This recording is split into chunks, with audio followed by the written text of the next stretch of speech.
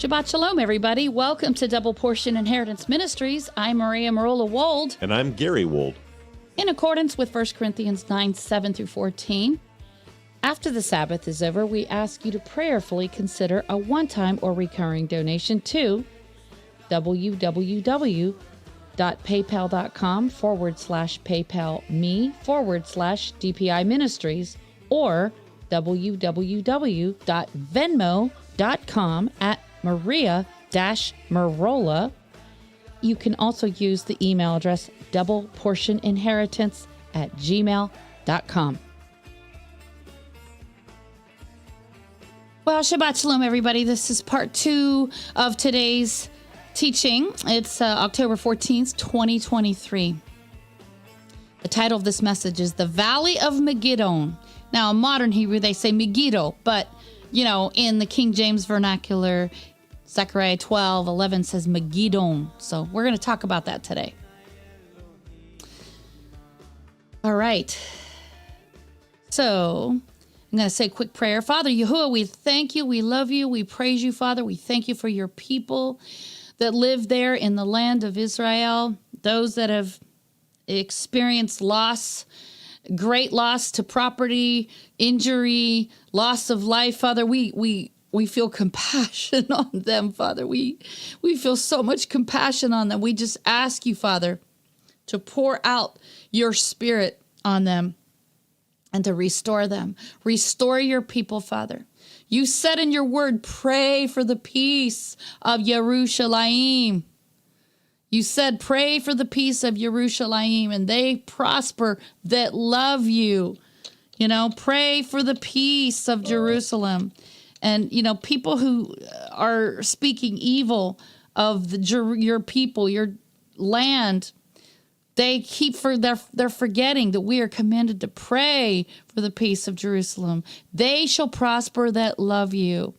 So we're going to talk about this last day's war that's in Zechariah chapter 12, also in Revelation 16. Are we there yet? Well, we're not there yet, but I believe we are going to be there very soon. Probably, you know, within the next, I would say 4 to 5 years at the very most. Maybe sooner than that, but let's talk about this. So last weekend on September 7th, it was the last day of the Feast of Tabernacles for many of us. It was the 7th day of the Feast of Tabernacles when we got word that there were attacks on the Gaza in Israel. Okay. And, you know, I'm going to show you this graphic. This is a Messianic artist named Larissa Lando. I love a lot of her paintings, and this is one of her pieces. And I got this from a calendar that I purchased years ago at a Christian bookstore, and I scanned it. But as you can see here, Jerusalem is under siege. This is like, you know, this scenario that we're going to be seeing in Zechariah chapter 12. At the end of days, all the nations of the earth are going to come down from all the different nations, and they're going to attack Jerusalem. You see all the different flags of the nations in the background. And, you know, Yahushua is going to come back just in the nick of time. And he's going to save his people. He's going to save his people, right? And so we're looking forward to that day. We are anxiously awaiting that day. So since last week, when we got word about the war happening over there, the whole world's been watching and waiting. I think everybody recognizes, even secular people recognize what's going on. They're starting to wake up and say, wow, this sounds a lot like what the Bible's talking about, what the Bible's predicting. And so even secular people are waking up to the fact that we are in the end of days. Okay, it's becoming increasingly more obvious that the nation of Israel is the prophetic time clock of the Bible. And what's happening right now is leading up to the second coming of Yahushua. And I recommend reading all of Zechariah 12, all of Revelation 6, and all of Revelation 16. We'll talk about that some more. Also, I have other blogs. Is the beast and his mark here already? The little horn rises out of America. I recommend those. So is this World War III, or is this the Battle of Armageddon? Well, somebody posted this on Facebook, and I thought it was very good. Why did Palestine choose the exact colors of the 4 horses of the Revelation for its flag? That's kind of interesting, right? Because you've got the first horse is the white horse. The bow is the covenant peace treaty. Well, that's what happened in 2020 when President Trump signed the Abraham Accords in August of 2020. And you know, what's interesting is it was in March of 2020. I wasn't really aware of what was going on yet with this, the scam-demic. I have to be careful how I word that. So I'm saying in this coded way, but I didn't know what was exactly going on in the world. But that morning, everything changed for me because I heard the Ruach HaKodesh, the Holy Spirit, say to me, go look up Revelation 6:2. And I go look it up, and he says, I want you to read all of that, and I want you to look up the word for crown and the word for bow. And then when I looked up the word bow, I was stunned because it's the Greek word toxon. So I went on to the internet and looked up the etymological, background for that word, and it means a poisoned bow and arrow. So then I realized, the Ruach said to me that Trump is the rider on the white horse. So this was the covenant that he made with the Abraham Accords, and he subdued 3 kings. It tells us this in Daniel's prophecy, that the little horn shall subdue 3 kings. Well, there was 3 nations that signed the Abraham Accords. It was Israel, Bahrain, and the United Arab Emirates. And they all signed it. Well, since that time, more nations have come on board. Morocco, Sudan, Egypt, okay? And more are coming. So that's the white horse. Then you've got the great sword, which is nuclear war. The red horse symbolizes war. And it says up here, I don't know who made this graphic, but it's pretty good. It says the white horse brings a peace treaty from the Arabs to Israel. Okay, that's pretty accurate. The red horse cancels the peace treaty and brings war to Israel. Well, I don't necessarily think the peace treaty's been canceled simply because Palestine never entered into the Abraham Accords to begin with. Okay, I think that's still yet to come. I really think that this war is a setup. I really do believe that it was an inside job, so to speak. I do believe that the Israeli government and all the powers that be, they are trying to push the little horn, the man of sin back into power again. I believe that's Trump. I really believe that. In fact, I listened to Trump's speech last week, and he was saying that, he's calling for Bibi Netanyahu to be impeached because he said he dropped the ball. And, I really think that this is all kind of like smoke and mirrors. I think they're all in on it together, but everybody's pretending like, that this is just happening, organically. Okay. So the black horse causes famine, and the green horse is the horse of death. So these are the colors that are in the Palestinian flag. But also even the other nations, the flags of the other nations. See if I can find that one on my computer, because I know I've got it here. See, horse. See, I kept those. Yeah, here it is. I just think this is pretty interesting that somebody put this together. Oh, wait, that's not the one I wanted. This one. Here we go. It says, was the Bible trying to tell us something? So the 4 horsemen of the apocalypse, you've got the white horse, the red horse, the black horse, and the green horse. And look at all these flags of these Islamic countries. They all have the colors of these 4 horses. Red, white, black, and green. Okay, Syria, Jordan, Libya, Sudan, Kuwait, United Arab Emirates, Iraq, Saudi Arabia, Palestine, and Lebanon. All of them have these colors. I find that pretty interesting. Okay. So let's continue with this blog. So I don't believe that this current attack in Gaza is the final battle of Armageddon. I believe that's in the future. But this is definitely going to lead up to that, okay? But I do believe there's going to be some peace, a period of peace, where the man of sin is going to step onto the scene and he's going to, create a false peace, and it's going to seem like everything's peaceful for a while. It's going to be very short-lived. And then the Armageddon is going to start and Messiah is going to come back. So in Zechariah 12:11, it says, in that day there shall be a great mourning in Jerusalem as the morning. And it doesn't mean morning like as in, early morning when the sun comes up. It's talking about mourning like, people that are in mourning for their dead, as the morning of Hadadrimon in the Valley of Megiddon.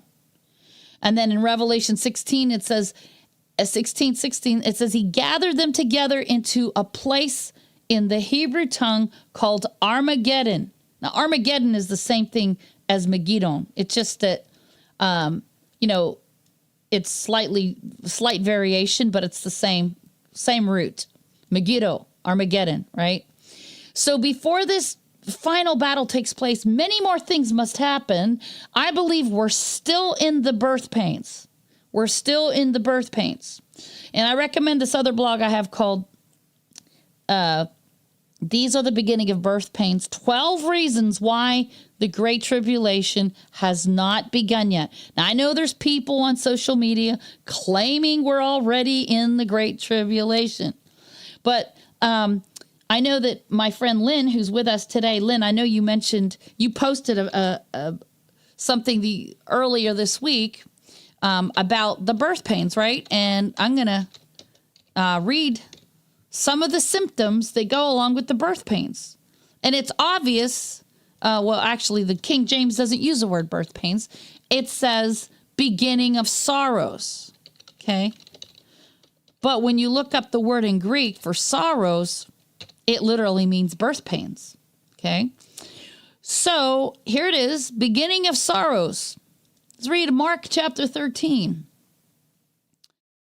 And this is Yahushua. It says, and he went out of the temple.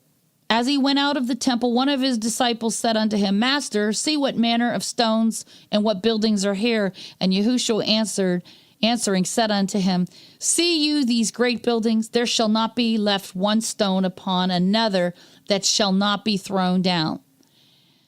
As he sat upon the Mount of Olives over against the temple, Kepha and Jacob, okay, James is the brother of our Messiah. His real name was Jacob, Jacob, right? So Kepha and Jacob and Yehukanan and Andrew asked him privately, tell us, when shall these things be, and what shall be the sign when all these things shall be fulfilled? And Yahushua answering them began to say, take heed lest any man deceive you. For many shall come in my name, saying, I am Mashiach, and shall deceive many. And when you shall hear wars and rumors of wars, be you not troubled, for such things must needs be, but the end shall not be yet. Okay? For nation shall rise against nation, and kingdom against kingdom, and there shall be earthquakes in diverse places, and there shall be famines and troubles. These are the beginning of sorrows. And when you look up that word in the Greek, it's odin. And odin means birth pains. So we're in the birth pains right now. We're not in the tribulation yet. Okay? We're in the birth pains. Okay? So we're hearing of wars and rumors of wars, right?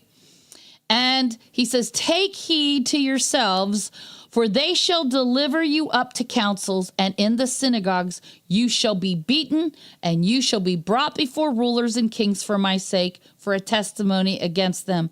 And the gospel must first be published among all nations. And when they shall lead you, deliver you up, take no thought beforehand what you shall speak, neither do you premeditate, but whatsoever shall be given you in that hour that speak you, for it is not you that speaks, but the Ruach HaKodesh. Now listen to what it says. It says, now the brother shall betray the brother to death, and the father, the son, and children shall rise up against their parents and shall cause them to be put to death. We're seeing people within the community of faith, other believers, hating on each other, hating each other. And he says, and you shall be hated of all men for my name's sake, but he that shall endure unto the end, the same shall be saved. And then he says in verse 14, but when you shall see the abomination of desolation, spoken of by Daniel the prophet, standing where it ought not, let him that reads understand, then let them which be in Judea flee to the mountains. Okay, now I know people that will say, oh, this is talking about the jab, okay, that was rolled out in December 2020. Well, I definitely believe that's an abomination to the human body. I definitely believe that's an abomination to the human temple. But listen, if that's what is being described here, then what do they need to run to the mountains for? Okay, you mean when you see the jabs, you have to run to the mountains to get away from the jabs? Okay, and then he says, and let him that is on the housetop not go down into the house, neither enter therein to take anything out of his house. And let him that is in the field not turn back again for to take up his garment. But woe unto them that are with child, and to them that give suck in those days. He's talking about women that are breastfeeding. And he says, and pray that your flight be not in the winter, for in those days shall be affliction, such as was not from the beginning of the creation, which Elohim created unto this time, neither shall be. Okay, so he's basically saying that this is when the Great Tribulation begins. It's when we see the abomination of desolation standing in the holy place. It's right here in Matthew 24, 15. Matthew 24:15, he says, when you therefore shall see the abomination of desolation, spoken of by Daniel the prophet, stand in the holy place. And then in verse 21, he says, for then shall be great tribulation. Okay. It has to be something that we see with our eyes. Okay. And believe me, we're going to see the abomination of desolation with our eyes. It's not going to be something in secret that nobody's going to know about. Oh, I didn't see that. Where was it? I didn't notice it. Like, come on. Everyone's going to see it. It's going to be televised. Everyone's going to see it on live stream. Okay. So the Great Tribulation has not begun yet, but it's going to be here soon. I believe that we're going to see it with our eyes, and it's going to cause Jerusalem to become desolate. It's also the same thing described in Revelation 13, it's called the image of the beast. And I do believe it's going to be in a real brick and mortar temple.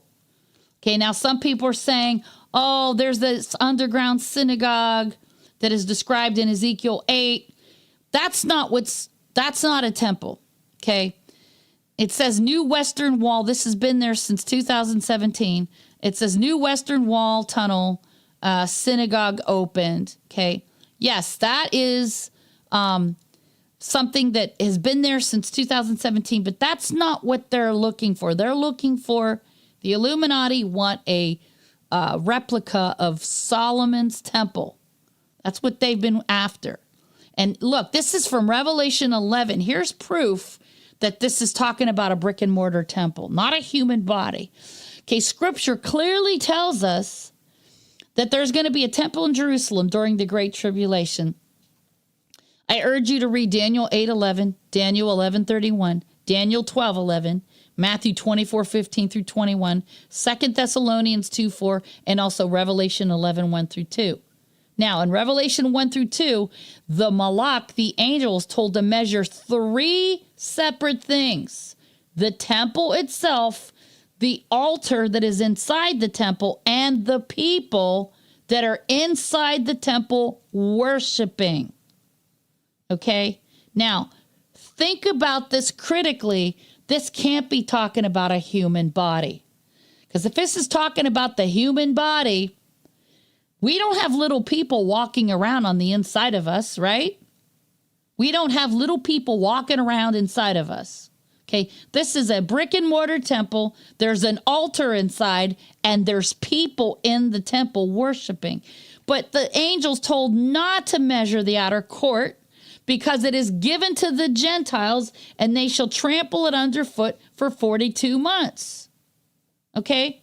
Now, according to statistics, 6 billion people have taken the sauce. Okay? The sauce. I'm going to call it the sauce.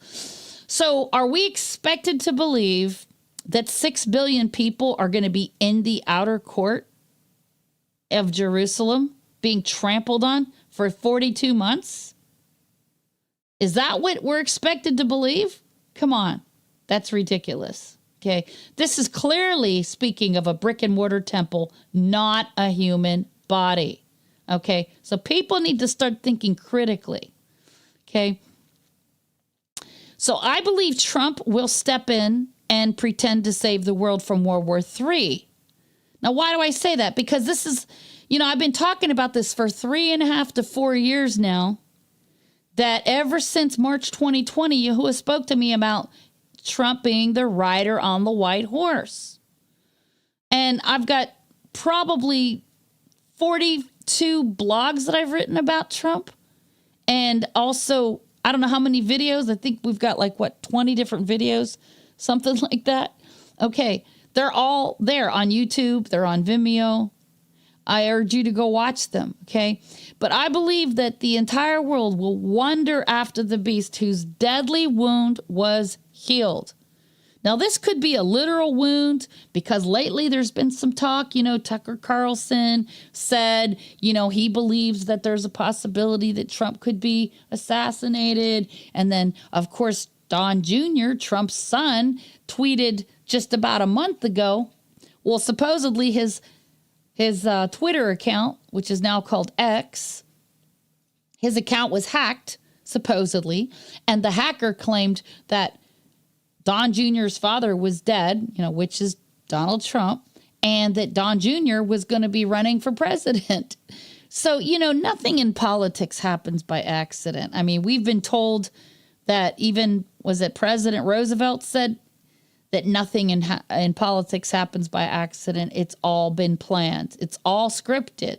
So there's a reason why they put that out there, that, that there's this possibility of Trump being assassinated. And right now we've got the Iranians that are threatening to kill Trump because he took out their, Qasem Soleimani, their general Qasem Soleimani. So they still want revenge. So if that happens, who knows? Will he be resurrected from the dead? I mean, they'll fake it, I'm sure. It's not going to be a real resurrection, but they're going to fake a resurrection. Maybe there's going to be a clone of him and it's going to look like he was resurrected. Who knows? But at any rate, it could just be talking about his deadly wound to his political career could be healed. There's a lot of possibilities. Okay? So Revelation 13:3 says, "And I saw one of his heads, as it were, wounded to death, and his deadly wound was healed, and all the world wondered after the beast." Well, that word "wondered" is the Greek word "thalmazo," which means to be admired. Okay? So his peace deal with Israel and the world, I believe, is only going to last for a short time, and then I believe he's going to turn on Israel.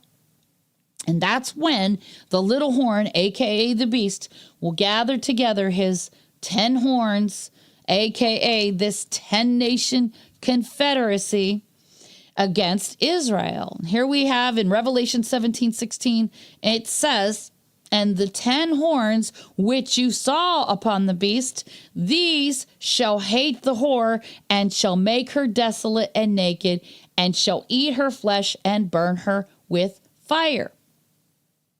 Now, a lot of people think America is Mystery Babylon. Well, of course, America's been influenced by Mystery Babylon religion. And the whole world's been influenced by Mystery Babylon. But the geographic location of Mystery Babylon in the end of days is Jerusalem. Okay? Because, and I've got another blog here called Who and Where is Mystery Babylon? Because you see, the Vatican will move headquarters there. In fact, like I said, Shimon Peres in 1993 handed over Jerusalem, the East City, 60% of it, he gave it to Pope John Paul. And we're told in Revelation 17 that Mystery Babylon is clothed in scarlet and purple. Well, these are the same colors that were used in the tabernacle, but one color's missing. It's the blue color. Blue symbolizes the Torah, right? So this is the mystery of iniquity, the mystery of lawlessness. They are without the Torah. That's why they only use scarlet and purple, because they don't believe in the Torah. They believe that the law's been done away with. Okay? So, you know, that great city was divided into 3 parts in Revelation 16:19. Now, this is interesting, but when Shimon Peres handed over Jerusalem to Pope John Paul in 1993, guess what he did? He divided up the city into 3 parts. The Christian part, the Muslim part, and the Jewish part. But this right here is talking about a great earthquake, that the city's going to be divided physically into 3 parts as well. But I believe that him dividing up the city into 3 parts was kind of like a hint about this right here. So, you know, physical Babylon is no more. Okay, physical Babylon's no more. But now we've got Mystery Babylon, which is an ancient religion from the Tower of Babel, and this religion is going to become a one world religion, and its headquarters is going to be in Jerusalem. And it says that the 10 horns on the beast are going to hate the whore. In other words, the nations of the earth are going to come down and burn her with fire, because Jerusalem will have allowed the one world religion of Antichrist into Jerusalem. But see, Yahuwah has his remnant. He has his remnant. In Ezekiel chapter 9, we are told that, listen to what he says. It says, he cried also in my ears with a loud voice, saying, cause them that have charge over the city to draw near, every man with his destroying weapon in his hand. And behold, 6 men came from the way of the higher gate, which lies toward the north, and every man a slaughter weapon in his hand. And one man among them was clothed with linen, with a writer's inkhorn by his side. And they went in and stood beside the brazen altar. And the glory of the Elohim of Israel was gone up from the cherub, whereupon he was, to the threshold of the house. And he called to the man clothed with linen, which had the writer's inkhorn by his side. And Yahuwah said unto him, go through the midst of the city, through the midst of Jerusalem, and set a mark upon the foreheads of the men that sigh and that cry for all the abominations that be done in the midst thereof. Now, when you look up this word for mark, okay, it's the word tav. Now, modern Hebrew, they say tav with a V, but I believe it's the tau with a W, tau, right? And it's a mark. Now, if you look at it, it says the wall and the taw. The wall is the nail, and the taw is the cross of our Messiah. The wall and the taw, okay? That's the mark that they're going to get in their foreheads. Because these are the ones in Jerusalem that are against the abominations, and Yahuwah is going to mark them. He's going to seal them ahead of time. So 1/3 of the inhabitants of Jerusalem will end up becoming saved by the time Messiah returns. So I believe that this current war is a political push to move Donald Trump, the little horn, back into power. I believe that he's going to be credited with brokering a deal between Israel and the Palestinians, a 2-state solution. Now, this was proposed back on January 28th, 2020. But it was rejected at that time by the Palestinians and by Israel. And here it is. It's no longer up on the website of the White House website anymore, but it's archived. It's there, but it's archived, right? And it says the Palestinians and Israelis alike deserve a future of peace and prosperity, and a realistic two-state solution will protect Israel's security, fulfill the aspirations of self-determination for the Palestinian people, and ensure universal and respectful access to the holy sites of Jerusalem. So this was drawn up by Jared Kushner, his Trump's son-in-law, and Trump, and they presented it, and it was flat out rejected at that time. And let me say this: peace and safety. Did you know that the word prosperity, and that's what they called it, the peace to prosperity deal? Okay. It says right here in 1 Thessalonians 5:3, when they shall say peace and safety, and when you look up this word safety, I'm going to show it to you. 1 Thessalonians 5:3. Let's go there. 1 Thessalonians 5:3, safety. It is security. Okay, safety and security. Peace and safety. Okay, in other words, prosperity. Peace to prosperity. 803. It's number 803. Let's look it up in the concordance. Strong's Concordance, 803. And you're going to see it means prosperity. Okay, that's what it means. Okay, it is 803. Let's look it up in the Browns Driver Briggs. See here. 803.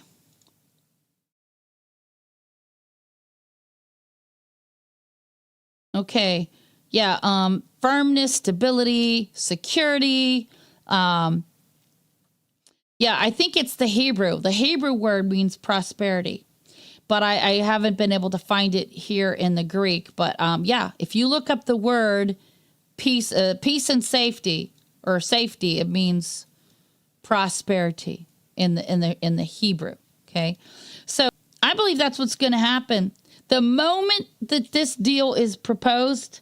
Sudden destruction. Okay, so, but let's get something straight, because a lot of people think that the Abraham Accords was a fulfillment of Daniel 9:27. It's not. It's not. Okay, we'll talk about that some more. I believe the Abraham Accords are actually a fulfillment of Daniel 7:24 and Daniel 8:25, and also Isaiah 28:15 through 18, called a covenant with death. So let's go there. Daniel 7:24. Daniel 7:24.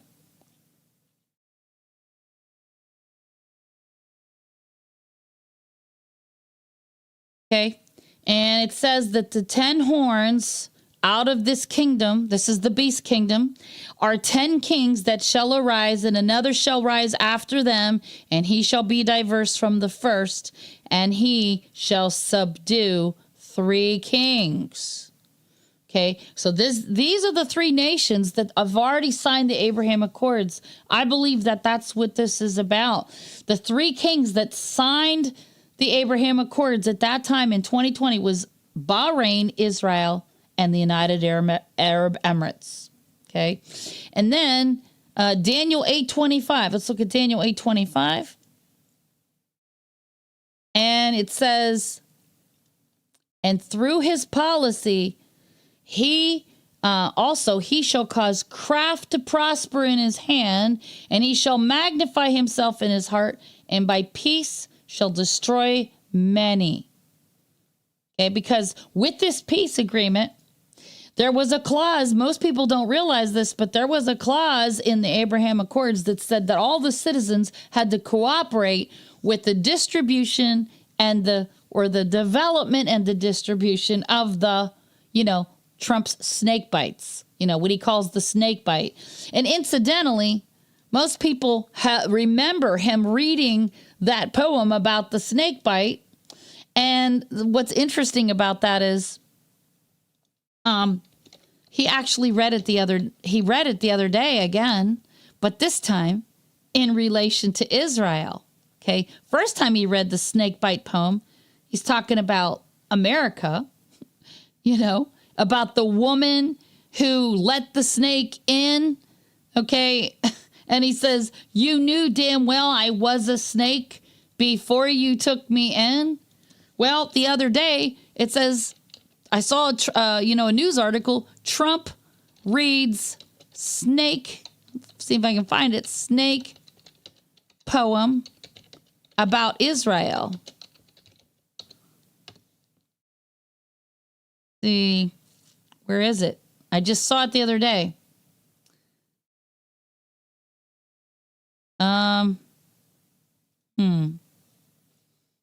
Yeah, he just read it. He just read it.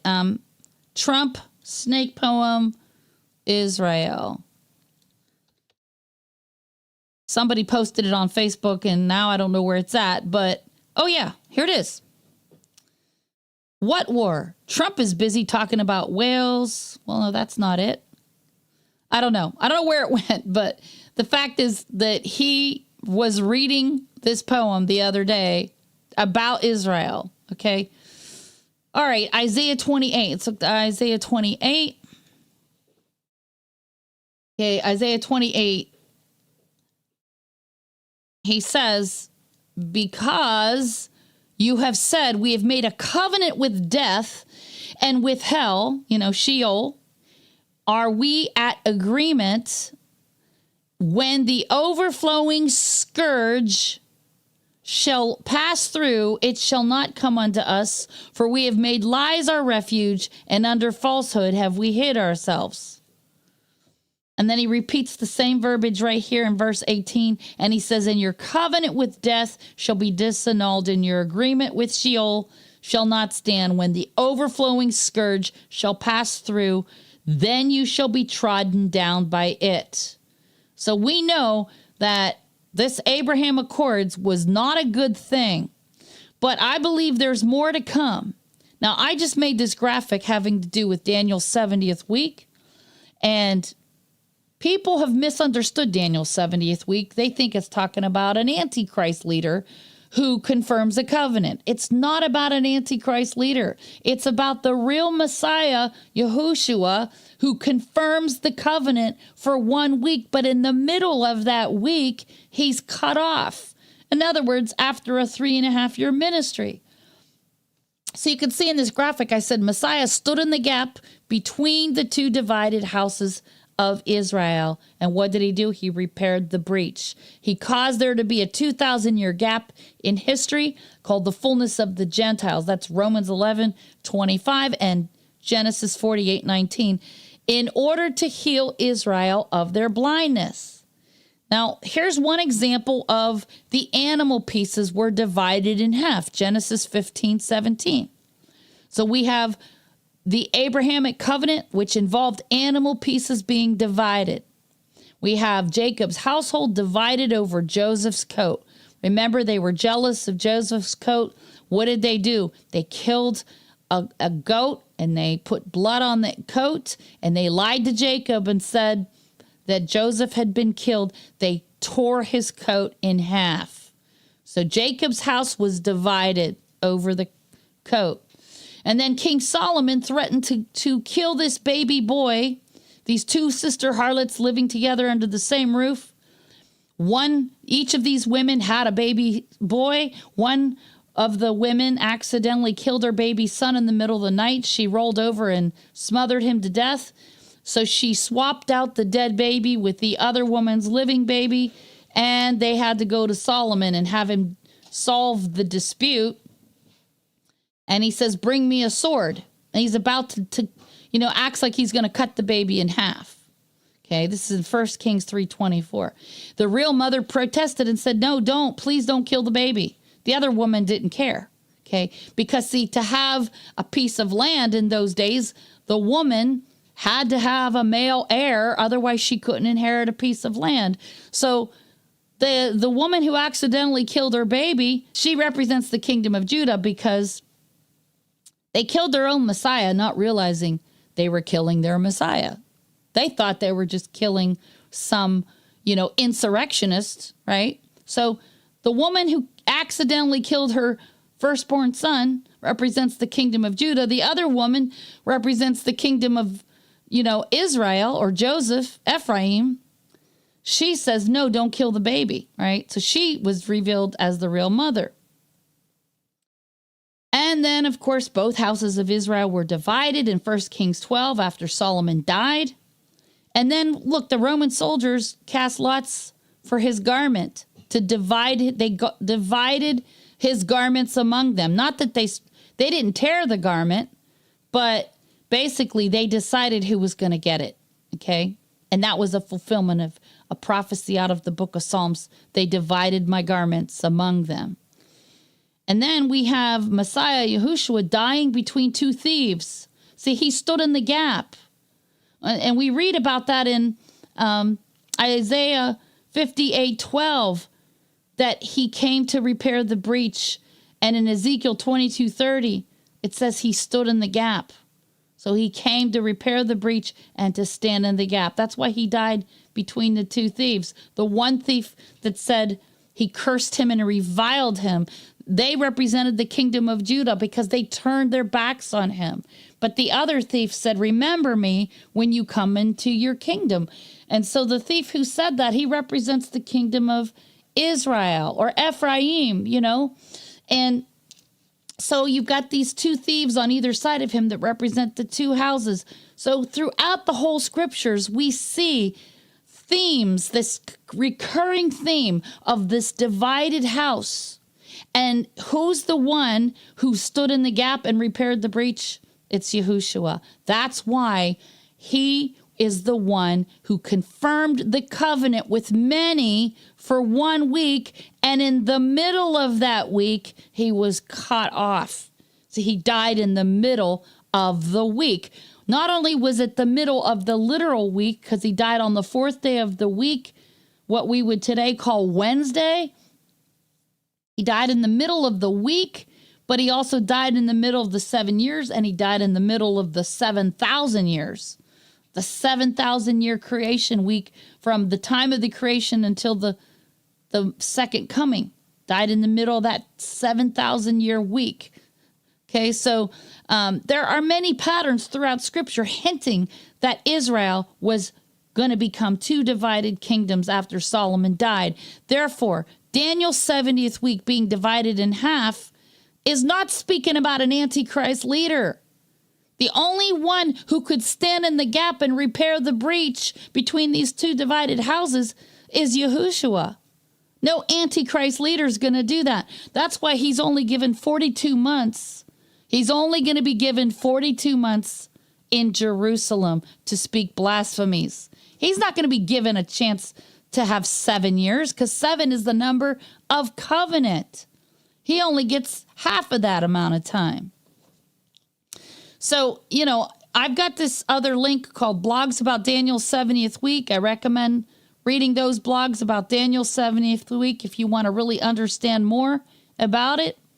So in these other blogs, I show clear evidence from Scripture that our Messiah died in the middle of Daniel's 70th week, leaving the last half of the week for the two corporate witnesses to finish. Now, here's another graphic I made. It says, a man from the kingdom of Judah, that's Messiah, was sent to stand in the gap and repair the breach. And you see Abraham's covenant here, the two animal pieces, the three different animals were the red heifer, the goat or the ram or the goat, and the she-goat, which represents the Yom Kippur goat. Okay, so the red heifer is what they kill whenever the nation becomes guilty of innocent blood. And the Passover lamb is, the ram represents Isaac. Isaac was the firstborn son. And instead of Isaac being killed, there was a ram with his horn caught in a thicket. That represents Passover. And then there was the she-goat, which is the Yom Kippur sacrificial goat. So our Messiah he portrayed the role of these three animal sacrifices. Okay, he was the red heifer. He was the Passover lamb. He was the Yom Kippur goat. He portrayed all of them. In Ezekiel 22:30, it says, "And I sought for a man among them that should make up the hedge and stand in the gap before me for the land, that I should not destroy it, but I found none." So these people out there saying, oh, Israel's not the land. It's not the land. Well, then what did he stand in the gap for? It says he stood in the gap for the land. Okay, so if you're saying that Israel's not the land, then what you're doing is you're saying that Yahushua died on the cross for nothing. For nothing. You're nullifying the entire purpose of what he came to do. So those of you saying that Israel's not the land, you need to repent. You need to repent because you're making such a serious error. And even though you might be doing it out of ignorance, it's a serious error. Okay? Because it says right here in Ezekiel 22:30, he came to stand in the gap for the land. Okay? For the land. In Isaiah 58:12, it says, "And they that shall be of you shall build the old waste places. You shall raise up the foundations of many generations, and you shall be called the repairer of the breach, the restorer of paths to dwell in." Well, we know King Solomon is the one who caused the breach because he married all these heathen wives. We're taxing the people heavily to build these heathen temples for his many wives. And then after he died, his son Rehoboam refused to lower the taxes. And that's when the 10 northern tribes said, we're done. We're out of here.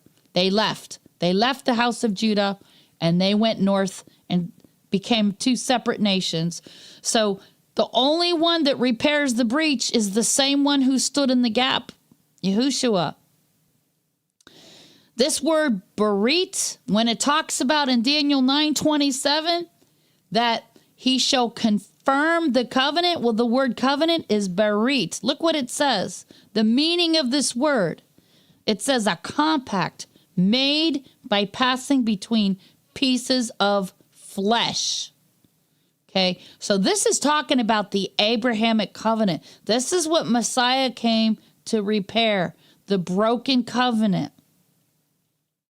And then in Luke 4:25, right after he finishes reading the Isaiah 61 scroll, and he says that he's come to preach the acceptable year of Yahuwah, which is the Jubilee year. The year he started his ministry was 27 AD. It was a Jubilee year. And he says he's come to preach the acceptable year. But he doesn't finish the verse. He only reads half of Isaiah 61:2. And he doesn't finish the verse. Look what he says in Isaiah 61:2.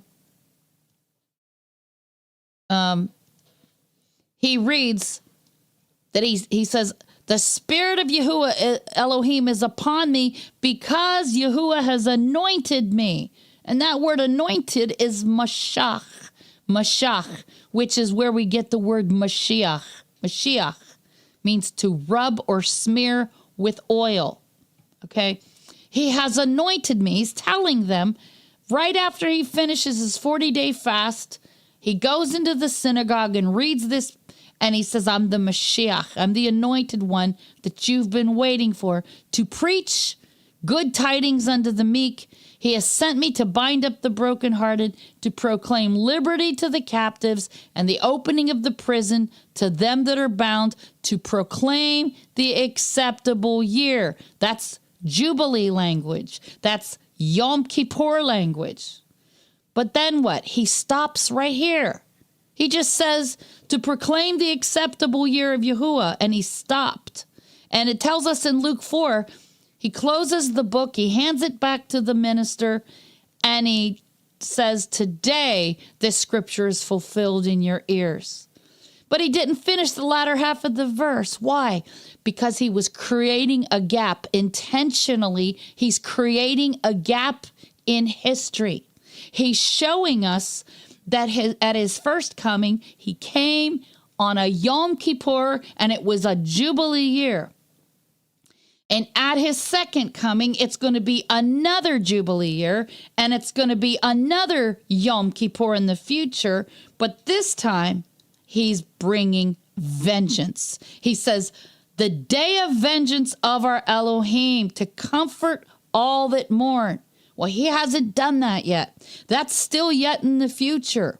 He's coming on the day of vengeance, and it's going to be another Yom Kippur, and it's going to be another Jubilee.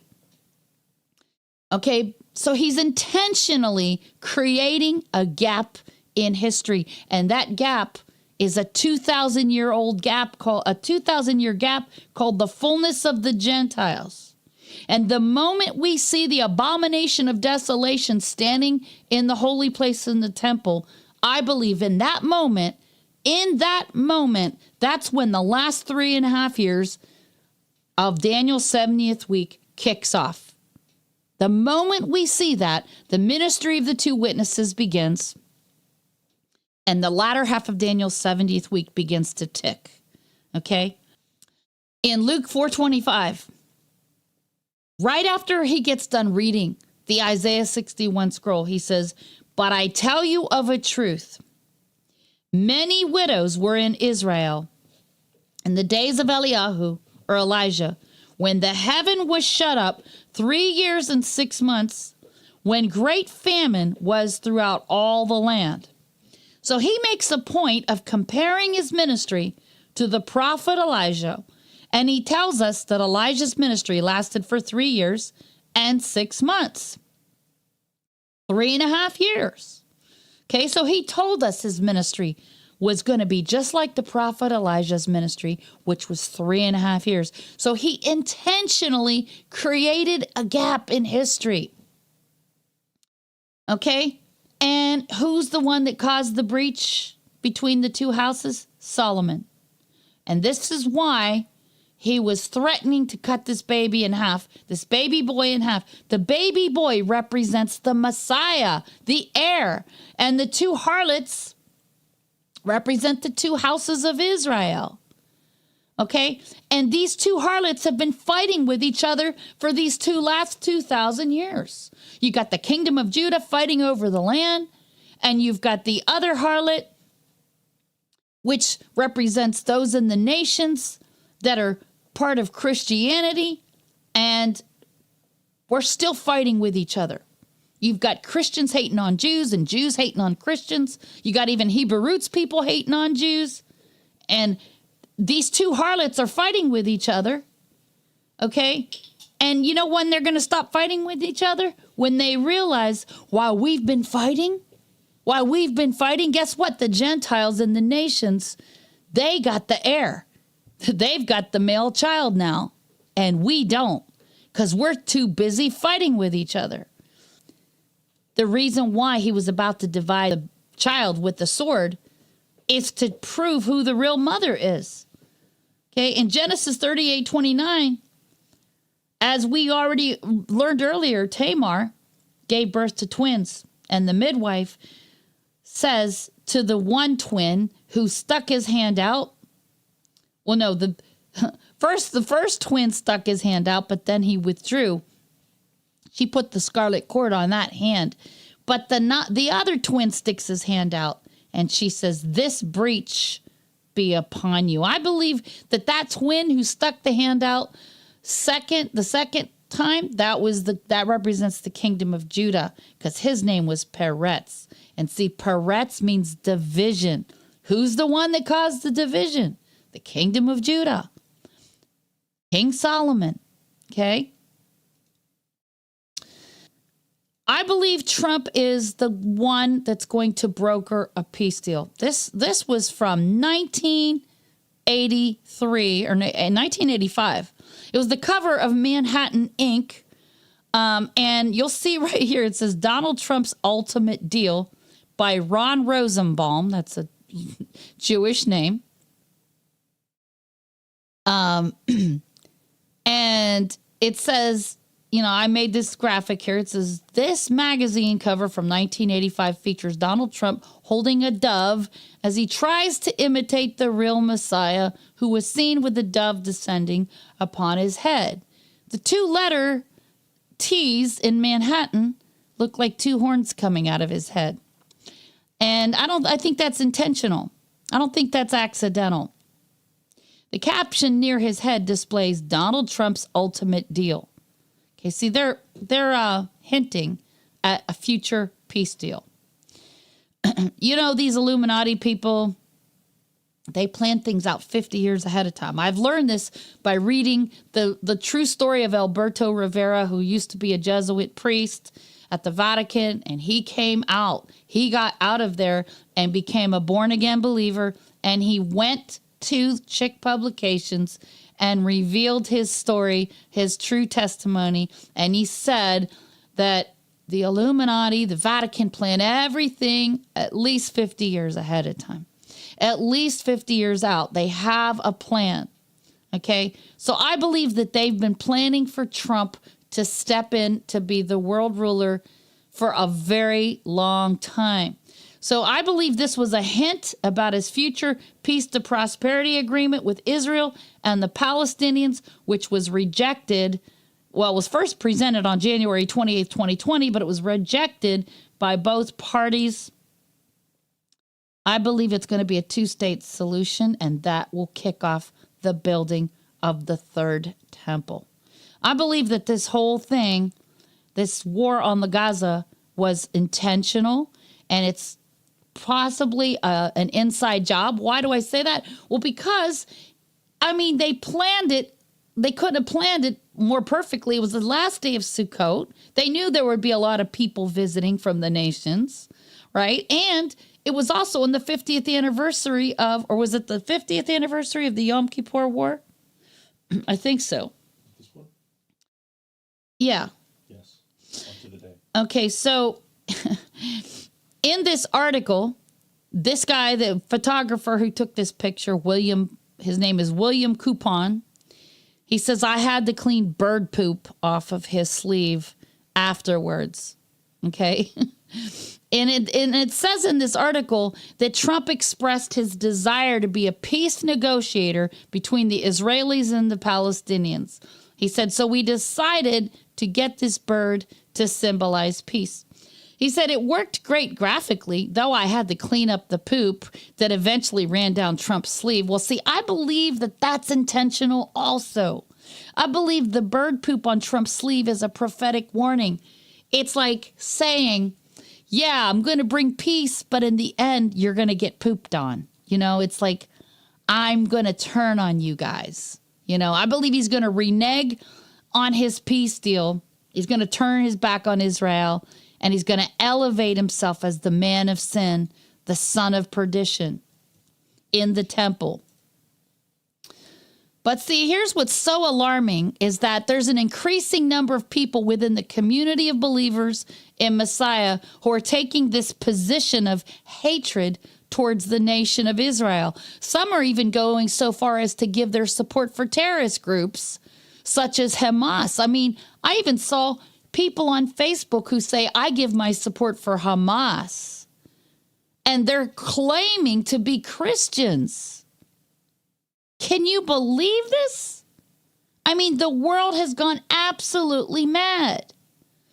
And what has caused so many so-called believers in Messiah to become so hostile towards Israel? Well, I believe it's several things. First of all, we have Jesuit infiltrators posing as Bible teachers, Torah teachers, leading the sheep astray, teaching lies. And then there's many who are throwing out the proverbial baby with the bathwater just because there's a few Hollywood, power elite Jews like, Steven Spielberg, Harvey Weinstein, Howard Stern, Jeffrey Epstein, George Soros, the Rockefellers, the Rothschilds. These men are atheists. They worship the devil. They're not They might be ethnically Jewish, like they came from a Jewish family, but they're not really following the Torah. They're following witchcraft, Kabbalah, the occult. So everybody lumps in all Jews and says all Jews are the synagogue of Satan. And then we've got the Black Hebrew Israelite movement, which I believe has been fueled by the Nation of Islam, by such leaders as Louis Farrakhan, Jesse Jackson, Al Sharpton. I mean, I've heard Louis Farrakhan give these speeches where he absolutely speaks so much vitriol towards Jews and the white man. Okay? And, you know, this Black Hebrew Israelite movement is no different. It's the same thing, only with a different package. Okay? These infiltrators have successfully influenced the masses to believe that the modern state of Israel is not the true Israel of the scriptures. We're seeing extremists on social media falsely claiming that the original land of Israel is in some obscure place in Africa, which of course is a complete lie. We are even seeing many, even white people, swallowing these lies and beginning to embrace the notion that only black people are the Israelites. That's ridiculous. I mean, it even says that they came out of Egypt as a mixed multitude. And if you look up that word mixed, it's the Hebrew word areb, from where we get the word evening, and it means a mixture of light and dark. So if they came out of Egypt as a mixed multitude, how are they saying it's only the black people? That's ridiculous, okay? And these same people have embraced the idea that the white Jews who were exiled in Europe after the Roman siege, that they're all imposters. But then, you know what? They speak out of both sides of their mouth, some of these people, because they say, oh, it's not about bloodline identity. It's about being born again by the blood of the Lamb. Well, I agree with you. So if it's not about blood identity, then why are you calling the Khazars and the Ashkenazis fake Jews? Because, you know, we've already read here in Ezekiel 47 that any stranger who wants to sojourn with any of the 12 tribes can do that, and they will be counted as one born into the tribe. Okay? So if somebody in the European nations decided, I want to sojourn with the tribe of Judah, you know, while they're in the nations, they shall be counted as one born into the tribe. So it doesn't even matter about your geography. It doesn't even matter about, you know, where you were born. Doesn't even matter what part of the world you're living in. Or who your parents were. Exactly. The only thing that matters is that you're sojourning, in other words, walking with Yahuwah and his Torah, and ultimately everyone must be born again by the blood of Yahushua, of course. But even the ones that haven't done that yet, he's already sealed them in the foreheads. We just read that in Ezekiel 9. He already knows which ones are going to sigh and cry at all the abominations. He already knows which ones are going to do that. They've already been marked in the foreheads. Okay? So who are you to, you know, when I say you, I'm not talking to, you know, you guys listening, but anybody who says, oh, they're not the real Jews, they're fake Jews. That's not the real Israel. Who are you to decide that? You know, did you move to Israel? Did you take a DNA test on everybody? Did you sit down with every Jew that lives there to find out who's born again and who's not? Look, if you haven't done either one of those things, if you haven't interviewed all the people that live there and you haven't done a DNA test on them, you have no right whatsoever to decide who's who. You know, I'm tired of hearing people quote these passages out of context. Revelation 2:9. I know your works in tribulation and poverty, but you are rich. And I know the blasphemy of them which say they are Yehudim, Jews, and are not, but are of the synagogue of Satan. He's saying this to the congregation at Smyrna because, see, Smyrna I believe that they are Yehudim, Jews that haven't accepted Messiah yet, but they are obedient to the Torah. Why do I say that? Because he commends them for their good works.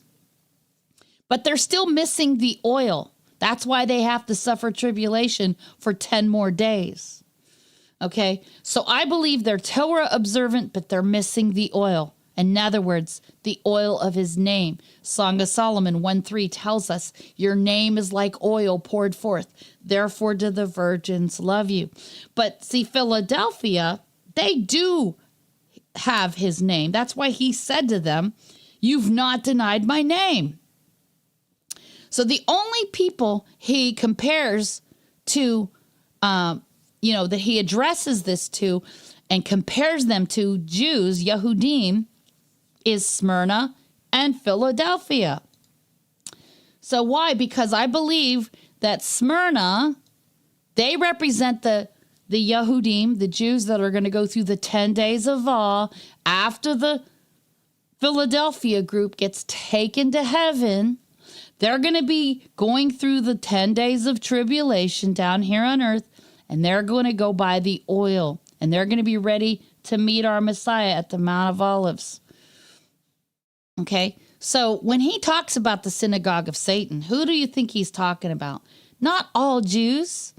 Those power elite Jews I'm talking about, the ones that are atheists, like the Jeffrey Epsteins of the world, like the George Soros type of people, the Rockefeller, the Rothschilds, not your average Israeli citizen that's just trying to love their family, and Yahuwah knows who are his. He's already given them a mark in the forehead. So you have no right to decide who's who. That's up to him. Okay? Now, is the modern state of Israel the true Israel? Well, here's proof. I'm going to give you solid proof because the math doesn't lie. The numbers do not lie. Okay? In fact, in Proverbs 13:22, as I've already said, Yahuwah says that he uses the wealth of the wicked. He lays up the wealth of the wicked for his righteous purposes. And I'm going to prove to you that the nation of Israel was reborn in 1948, thus partially fulfilling the prophecy of Isaiah 66:7-14. Therefore, he used even the Zionist bankers like the Rothschilds and the Rockefellers and the United Nations. He used all these entities to fulfill his purposes. In fact, I believe he laid a trap for them. Just like in the parable of the vineyard. Those wicked people who killed the heir because they thought if they kill the heir, they can have the land. It says that when he comes back, he's going to utterly destroy those wicked people who killed the heir. Okay? So Yahuwah knows who the wicked ones are. So Ezekiel's days of bearing the iniquity for both houses of Israel was fulfilled in 1948. And I'm going to prove this. So in Ezekiel 4:4-6, Elohim instructed the prophet Ezekiel to lay on his side for 430 days, representing 430 years of iniquity upon the house of Israel. But he also promised that he would gather Israel out of all countries and bring them into their own land. That's Ezekiel 36:24. Now, true to prophecy, the people were taken captive by King Nebuchadnezzar, king of Babylon, in 606 BC. That's in Daniel chapter 1. The Babylonian captivity lasted for 70 years, as prophesied in Jeremiah 25:11, ending in 536 BC. That's in Ezra chapter 1. At the conclusion of the Babylonian captivity, 360 years remained out of the 430 years prophesied by Ezekiel. But Israel did not repent of her sins. Indeed, only 50,000 people returned at the end of the 70 years. That's in Ezra 264 through 65. Most of Israel chose not to return with Zerubbabel at that time. In Leviticus 26:18, Elohim warned that if Israel continued in sin after punishment, their punishment would be multiplied 7 times. When the remaining 360 years is multiplied by 7, the punishment extends to 2,520 years. Elohim's prophetic year is based on a 360-day year.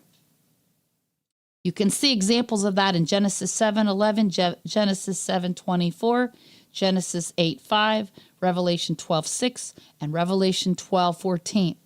So if you take 2,520 years of 360 days, that's a biblical year, you come to 907,200 days. Now, based on our Gregorian solar calendar of 365 days, this is 2,483 years, 9 months, and 21 days. Adding this period to the date of the decree of King Cyrus, discussed in Ezra chapter 1, we come to the date of May 14th, 1948. Boom! Right there. Proof. The math doesn't lie. The math doesn't lie. Their punishment ended on that precise date. Okay? Israel's punishment ended on May 14th, 1948. Okay? Now, the exact same calculation can also apply to the captivity of Jerusalem. When the people were taken into captivity in 606 BC, the city of Jerusalem was not then destroyed. However, in 587 BC, Jerusalem was taken and the temple was destroyed, according to 2 Kings 25. 70 years later, in 517 BC, the temple was reconstructed. That's in Ezra 6:15. When we add 2,483 years, 9 months, and 21 days to this date, we come to June 7th, 1967. Okay? What is special about this date? It is the concluding day of the 6-day war in which Israel, for the first time since 517 BC, regained Jerusalem. So as you can see, these two dates, May 14th, 1948 and June 7th, 1967, can be accurately calculated by using the years that Ezekiel was told to lay on his right side for Judah and his left side for Israel. Absolute proof proven by mathematics that Israel is a legitimate nation. Totally legit. Okay? Over the past week, since the attacks on Gaza, I've seen an overwhelming amount of people posting things on Facebook about the state of Israel that are contrary to Scripture. These people are only posting half-truths. Therefore, at first, it sounds like truth until you do a deep dive into the Scriptures and hear the rest of the story. One of the things I hear people saying this past week is Israel is the born-again people all over the world, but not the land. Well, if Israel is only a people and not the land, then why does Zechariah 8:22 through 23 say that the nations will come down to Jerusalem in the end of days and they will grab the tzitzits, the fringes of one Yehudi, one Jew? Okay, so if it's not the land, then where are the nations going to go to grab the tzitzits? Okay, so that's ridiculous. It's both. It's a people and a land. Okay? In Zechariah 8:22, it says, "Yea, many people and strong nations shall come to seek Yahuwah of hosts in Yerushalayim and to pray before Yahuwah. And then in verse 23, it says, thus says Yahuwah of hosts, in those days it shall come to pass that 10 men shall take hold out of all the languages of the nations, even shall take hold of the kanaf. And that word kanaf in Hebrew means the corner of the garment where the tzitzits or the fringes go. English says skirt, but it's not really a skirt. The Hebrew word is kanaf. Okay, it means the corner of the garment where the tzitzits are put there. Okay, it says that they shall take hold of the tzitzits of him that is a Yehudi, a Jew, and say, we will go with you, for we have heard that Elohim is with you. So if you say Israel's only a people and not the land, then who was the Apostle Paul speaking about in Romans 11 when he spoke about the natural branches? So I made this graphic. I found it kind of humorous. Here's what these people are saying. The state of Israel is not the true Israel, but I'm grafted into Israel. So the people that say that, they look like this guy who's about to cut the branch from the tree, and he's going to fall off the tree as soon as he cuts the branch. That's what you sound like when you say these ridiculous things. The state of Israel is not the true Israel, but I'm grafted in. Well, then what the heck are you grafted into? You see how ridiculous that sounds? Romans 11:18-24, Paul says, boast not against the branches, but if you boast, you bear not the root, but the root bears you because of unbelief. They were broken off, and you stand by faith. Be not high-minded, but fear. For if Elohim spared not the natural branches, take heed lest he also spare not you. Okay? So all you people being high-minded, boasting against the branches, you're in danger of being cut off from the tree. So you better repent. Okay? The very serious thing. So who are the wild branches? Well, the wild branches are the nations that are born again through the blood of Messiah. Okay? Now, why would Paul call them wild branches? Because, you know, if you're somebody that's ever grown a garden, you know that sometimes there's seed that gets blown away by the wind, away from the field, and there's things that grow in a wild field that you didn't grow that seed. You didn't plant that seed. It just grows wild of itself. But the natural branch is the seed that you yourself have sown. So Yahuwah has sown the nation of Israel into that land where he gave to Abraham, and to whom he said to Joshua, every place upon which your foot shall tread, I've given it to you. So he's the one that sowed that seed. But the wild branches are the ones that kind of grew in the nations because some of the seed was blown away by the wind and it landed in these other nations. But if you're a wild branch and yet you claim to be grafted into the olive tree, then what are you grafted into? And if you claim that the land of Israel is not the true Israel, then where's the natural branches? So, you know, this is biblical proof that I already showed that Israel was born in one day in Isaiah 66:7-14. But see, here's what a lot of people misunderstand. They say, oh, that hasn't happened yet. They say, Isaiah 66:7-14 hasn't happened yet. Let's go there. Isaiah 66. Okay.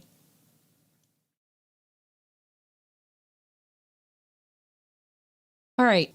It says, starting verse 7, before she travailed, okay, it says before she travailed, and that word travail means to go into labor. Before she travailed, she brought forth. Before her pain came, she was delivered of a man-child. So in other words, this woman, which is Jerusalem, gives birth without going into labor. She doesn't even have birth pains, okay? Because the word travailed means tribulation, okay? And then it says in verse 8, who has heard such a thing? Who has seen such things? Shall the earth be made to bring forth in one day? Or shall a nation be born at once? For as soon as Zion travailed, she brought forth her children. And then it says, shall I bring to the birth and not cause to bring forth, says Yahuwah? Shall I cause to bring forth and shut the womb, says your Elohim? And then he says, rejoice you with Jerusalem and be glad with her. All you that love her, rejoice for joy with her. All you that mourn for her, that you may suck and be satisfied with the breasts of her consolations, that you may milk out and be delighted with the abundance of her glory. For thus says Yahuwah, and behold, I will extend peace to her like a river, and the glory of the Goyim, the Gentiles, shall like a flowing stream. Then shall you suck, you shall be borne upon her sides, and be dandled upon her knees, as one whom his mother comforts. So will I comfort you, and you shall be comforted in Jerusalem. And then he says, and when you see this, your heart shall rejoice, and your bones shall flourish like an herb, and the hand of Yahuwah shall be known toward his servants, and his indignation towards his enemies. In other words, if you love Jerusalem, and you rejoice with her, and you're glad for her, then he says that you're going to flourish like an herb. But if you are one of her enemies, and you speak evil of her and say she's not the true Israel, he said his indignation will be towards you. Okay? So, but get this was, she travailed before she went into labor. Now, let's go to Revelation 12. Okay, go to Revelation 12. And it says, and there appeared a great wonder in heaven, a woman clothed with the sun and the moon under her feet, and upon her head a crown of 12 stars, and she being with child cried, travailing in birth and pain to be delivered. And there appeared another wonder in heaven, and behold, a great red dragon, having 7 heads and 10 horns, and 7 crowns upon his heads. And his tail drew the third part of the stars of heaven, and did cast them to the earth. And the dragon stood before the woman, which was ready to be delivered, for to devour her child as soon as it was born. These are the 1/3 of the inhabitants of Jerusalem. Because remember, Abraham was told that his descendants would be more numerous than the sands on the seashore, and more numerous than the stars of the heavens. So the sands on the seashore represent earthly descendants, but the stars of the heavens represent heavenly descendants, born-again descendants, spiritual descendants. So the dragon is going to kill, martyr the third part of the stars, okay?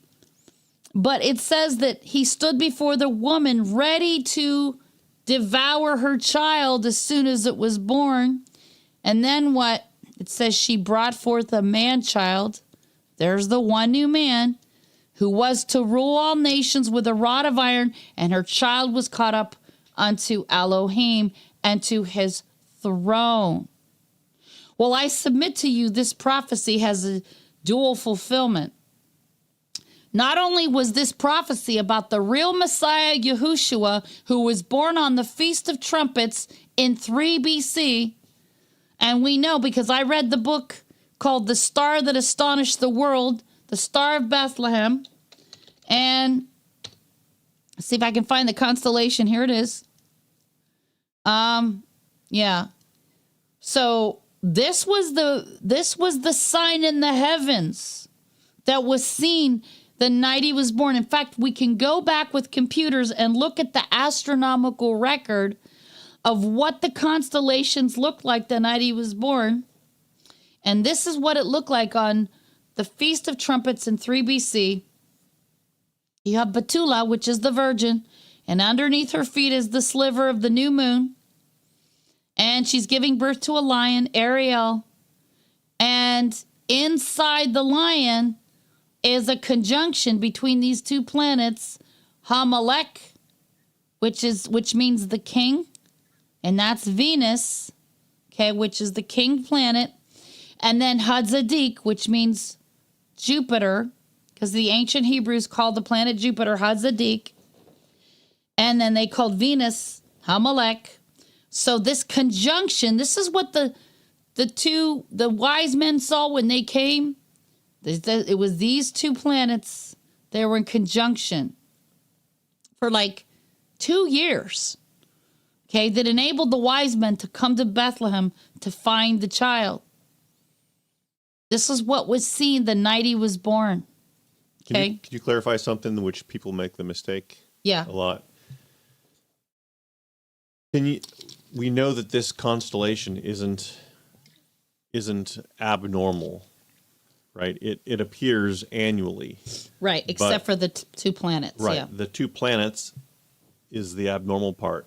And I don't forget, is her being clothed with a sun also abnormal? Well, yeah, it's the year that he was born, it said the woman was clothed with the sun. So the sun was mid-body. Yeah, it was mid-body. And is that always the case? I don't recall. No, it's not. Okay. But the Betula and Ariel, are normal.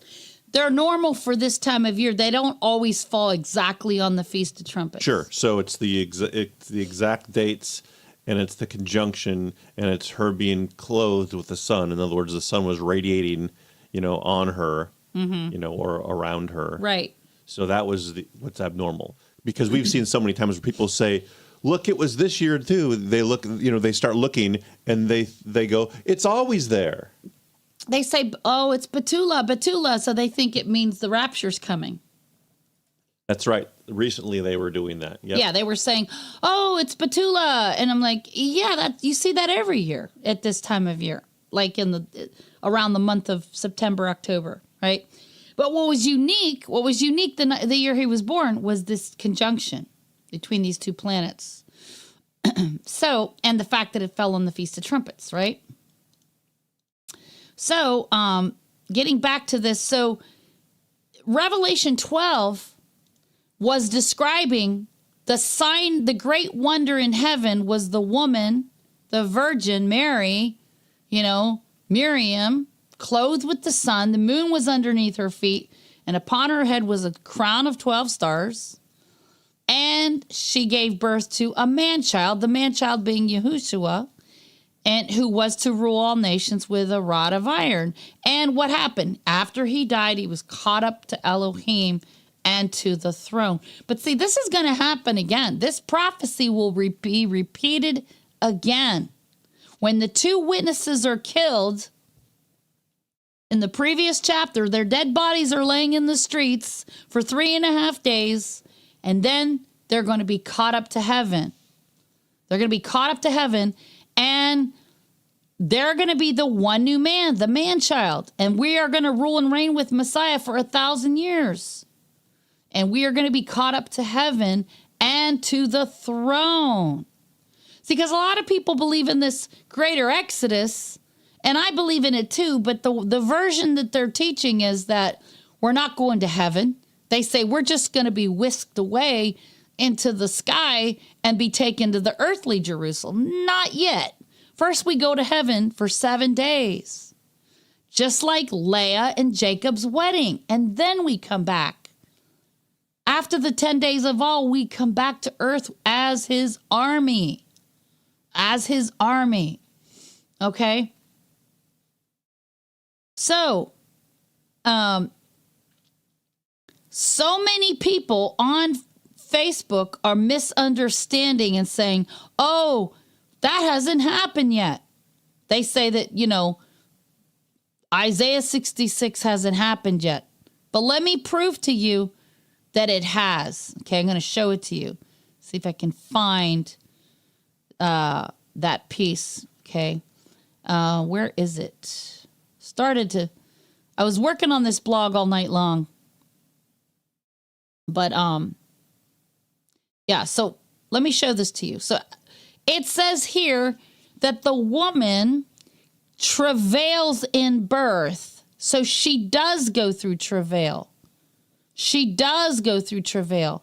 But in Isaiah 66, she gives birth without going through travail. Okay? Okay, so there's two groups of 144,000. A lot of people think I'm crazy when I say that, but just bear with me a minute. Okay, so in Revelation 7, the first group of 144,000, they have a different set of characteristics than the Revelation 14 group. Okay, they're the natural branches, Romans 11:24, and they're the ones that Yahuwah said to Abraham that they would be more numerous than the sands on the seashore.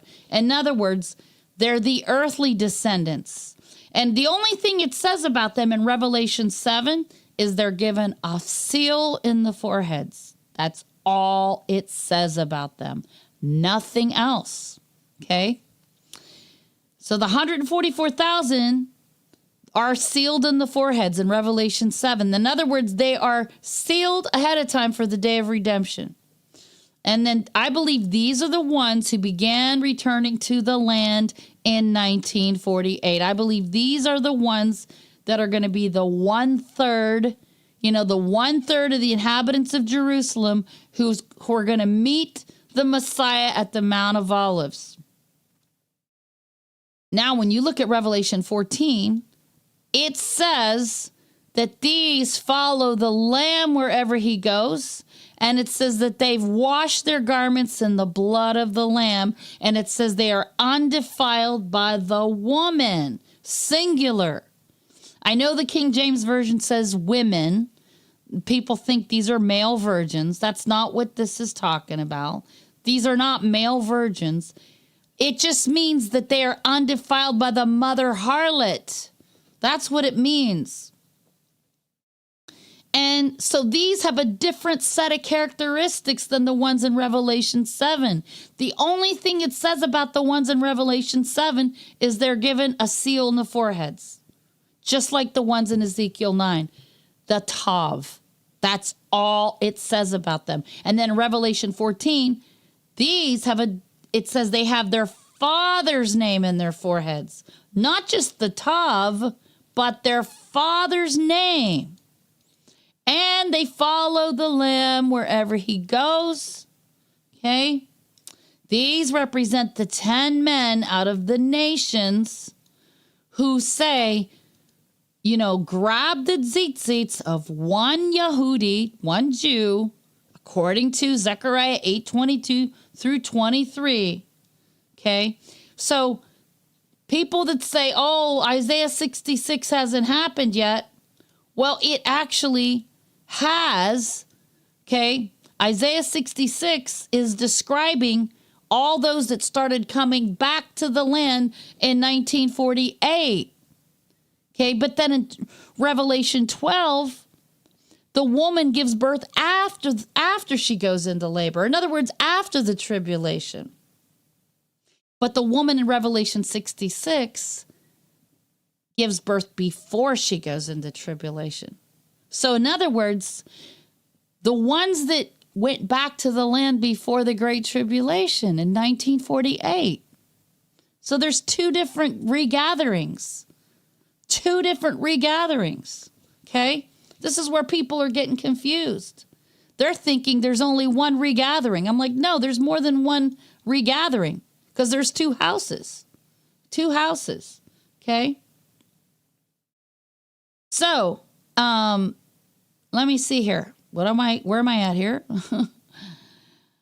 Yahuwah has chosen to place his name in Jerusalem. I'm going to show you all the passages where it says this. In 1 Kings 11:36, he says, and unto his son will I give one tribe, that David, my servant, may have a light always before me in Yerushalayim, the city where I've chosen me to put my name there. In 2 Kings 21:4, he says it again, in Yerushalayim will I put my name. In 2 Kings 21:7, he says, in this house, and he's referring to the house of which Yahuwah said to David and to Solomon, in this house and in Yerushalayim, which I have chosen out of all tribes of Israel, will I put my name forever. Forever. Forever. Okay? 2 Kings 23:27. This city, Jerusalem, which I have chosen, and the house of which I said, my name shall be there. In 2 Chronicles 6:6, he says, I have chosen Jerusalem, Jerusalem, that my name might be there. 2 Chronicles 33:4. He says, in Jerusalem shall my name be forever. 2 Chronicles 33:7.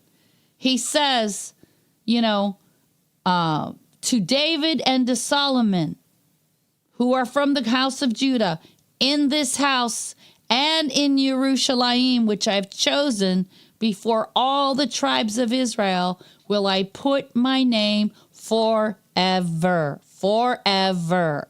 Doesn't mean that now, because the Rothschild family were involved in helping the modern state of Israel, that the forever just comes to a screeching halt. That's dumb. That's stupid to think that. Okay? It just is. Okay, 1, 2, 3, 4, 5, 6. Wait, how many times? 1, 2, 3, 4, 5, 6, 7. Whoa, 7 is the number of covenant. 7 times Yahuwah said he's chosen to place his name where? In Jerusalem. In Jerusalem. Okay, now I want to show you guys this, if I can find it. Do you think that's a mistake that Yahuwah meant to say, I choose to put my name in Jews instead of Jerusalem? Because, I mean, it does go against the narrative of those who have a problem with the land. Yeah, exactly. Yeah, exactly. So I know so I posted this yesterday on Facebook. You can actually visibly see Yahuwah's name, okay, written with the finger of Elohim on a mountain in Shiloh, the city of David, from a satellite in space, Google Earth. His name is there. It's not the Rothschild's name. It's his name. His name is there. Okay, you can see Yod, Hey, Wah, Hey. Now, some people tried to argue with me about it, but I actually blew it up like 5,000. I blew it up to like 5,000 so you could see it better. And I outlined it. Okay. And I actually went over it with yellow so you can see Yod, Hey, Wah, Hey. It's there. He's placed his name there. Okay. The outlining does help. Yeah, it's there. Okay. So, look, there's so many proofs that Yahuwah has not forsaken the land. He has not forsaken the land. And as I said before, there's 2 gatherings. There it is. This is what I was looking for before, and I couldn't find it. So there's 2 gatherings for 2 groups of 144,000. So in Isaiah 66:7, the woman Jerusalem gives birth when? Before her labor pains. In other words, before the Great Tribulation in 1948. However, in Revelation 12:2-5, the woman Jerusalem gives birth after her labor pains. In other words, after the Great Tribulation. Because there's 2 gatherings for 2 groups of 144,000. So the ones in Revelation 7 are the natural branches. They're the ones that Yahuwah said are like the sands on the seashore. They're the physical descendants. I believe these are the 1/3 of the inhabitants of Jerusalem that are going to meet Messiah at the Mount of Olives. And then the ones that are going to be gathered after the tribulation are the ones from Revelation 14. I believe they're the ones that are the wild branches. They're the stars of the heavens. They're the descendants of Abraham that are called the stars of the heavens. Okay. Now I want to talk about this because a lot of people claim that, we shouldn't support Israel because they say, oh, they've got the Star of Moloch on their flag, so we shouldn't support them. Okay, that's really dumb because, look, And one of the things to this that I saw this week is that people were passing around this meme saying, oh, there's no place in Scripture where it talks about the Star of David. That's right. It doesn't talk about the Star of David. It's called the Shield of David. The Shield of David, not the Star of David, the Shield of David. Magen David, that's what it is. Guess how many times? 7 times. 1, 2, 3, 4, 5, 6, 7 times we read about David's shield. Okay. Now in Paleo Hebrew, David's name begins and ends with the letter D. But in Hebrew, it's a dalet. The dalet is the 4th Hebrew letter, and it means the door. So in ancient Paleo Hebrew, the letter D looks like a triangle. So 2 interlocking letter Ds, or dalets, forms this 6-pointed star. Now, of course, we know the devil hijacks everything. He hijacked the rainbow. He hijacks everything and tries to convince us that he owns the symbol and that it points to him. But it doesn't. Yahuwah is the one who created this symbol, and I'm going to show it to you, that it shows up in many places within his creation. So the door, the one door faces going up towards heaven, and the other door goes down towards the earth. So this represents the Messiah who ascends and descends that he might fill all things. Ephesians 4, 8 through 9, and also Proverbs 30, verse 4. See, King David's shields were found at an archaeological dig with the monogram of his name. The Dalet and the Dalet, 2 interlocking letter Ds, that stand for the door. Now this is important.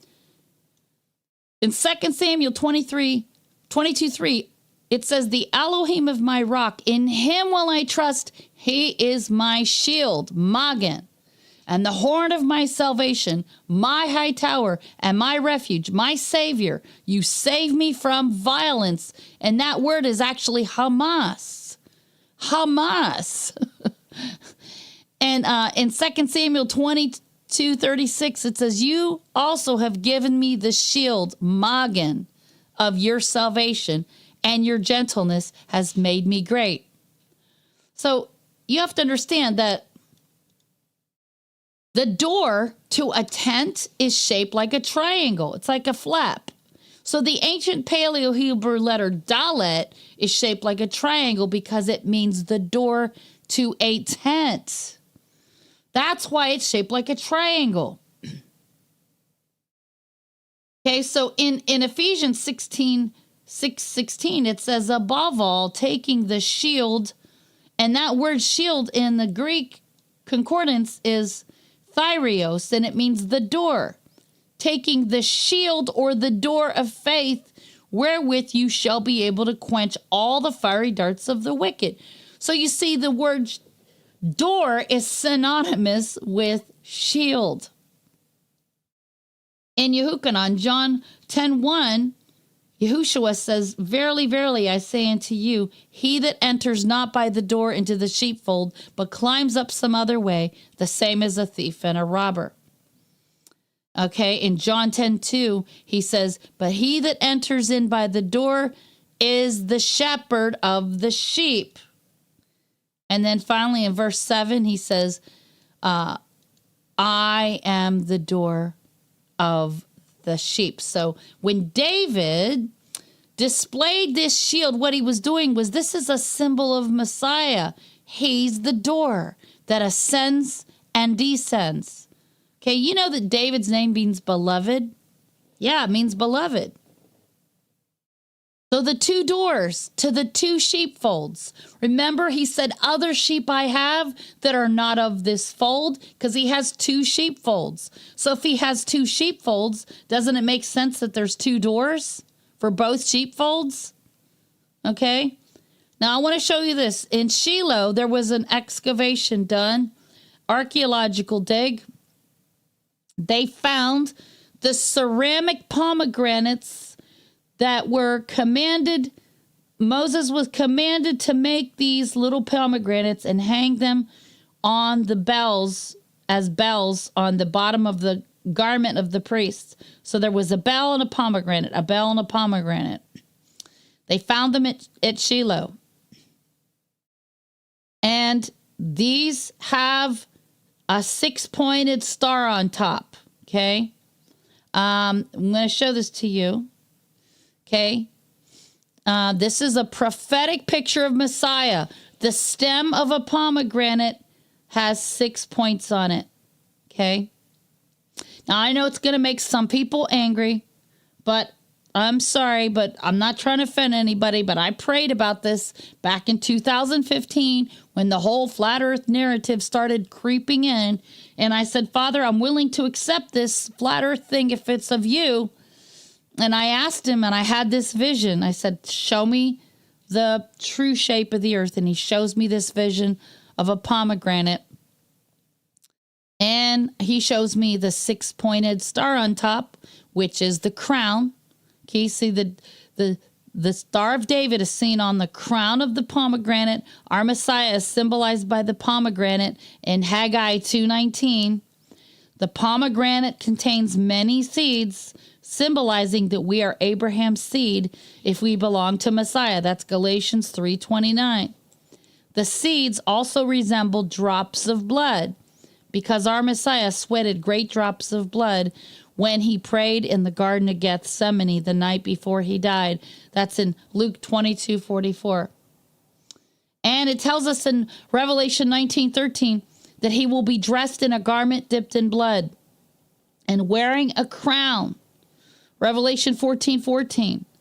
And the pomegranate stains your clothes red when you break it apart, and it is in the shape of a globe with a crown on top.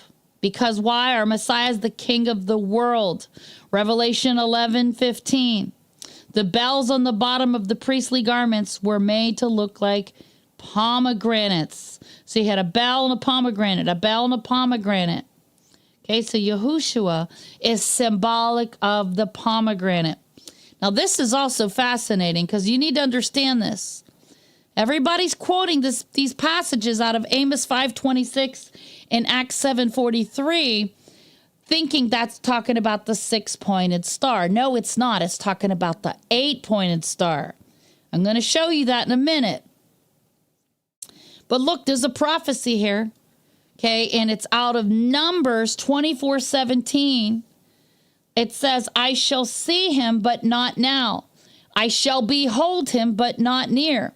There shall come a kokab, that's the Hebrew word for star.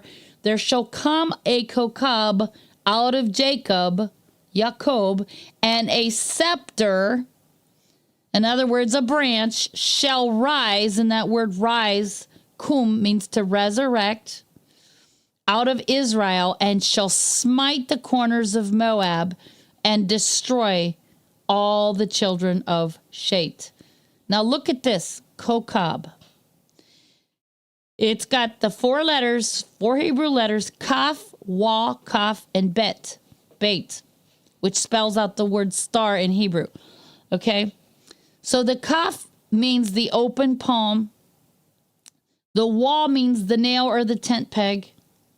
Another wall means open palm, and then beit is the house or the family. Well, the message we get from this word star, kokab, he opened both palms, kaf, to be nailed, wall, for both houses, beit, of Israel. Okay? So the star that represents Yahushua is the star on the pomegranate. Okay? Not the 8-pointed star. Now, here's the 8-pointed star. Okay. The 8-pointed star of Remphan or Ishtar versus the 6-pointed star of Jacob on the pomegranate. In Numbers 24:17, the star of Jacob is a prophecy of our Messiah. Now, this is what the 8-pointed star looks like. They use this in Wicca. It's also on the Iranian flag. Okay. And here you have another image of the Star of Remphan, 8-pointed star.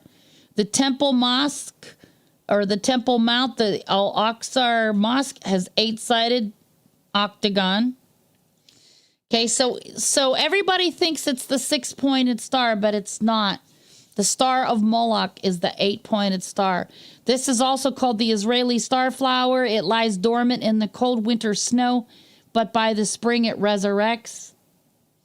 As I've already explained, David's battle shields had 2 interlocking dalets for his name, D and D.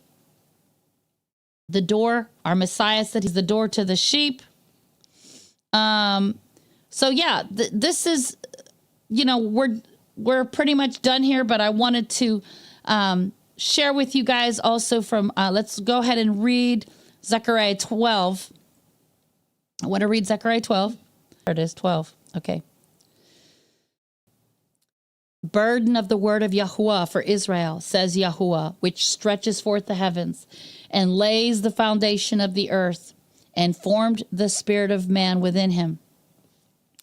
Behold, I will make Jerusalem a cup of trembling unto all the people round about when they shall be in the siege, both against Yehuda and against Yerushalayim. And in that day I will make Yerushalayim a burdensome stone for all people. All that burden themselves with it shall be cut in pieces, though all the people of the earth be gathered together against it. In that day, says Yahuwah, I will smite every horse with astonishment and his rider with madness, and I will open my eyes upon the house of Yehuda and will smite every horse of the people with blindness. Now, I know that nowadays we're not using horses anymore, okay? We're using, tanks and things like that. So let's look at the word horse. It's sus. It means a swallow from its rapid flight. So it can mean a bird too. Let's look it up. 5483. Let's look up the word 5483. Okay, 5483. Okay, so it's sus. It means to skip a horse as leaping. Also a swallow from its rapid flight, a crane. Okay.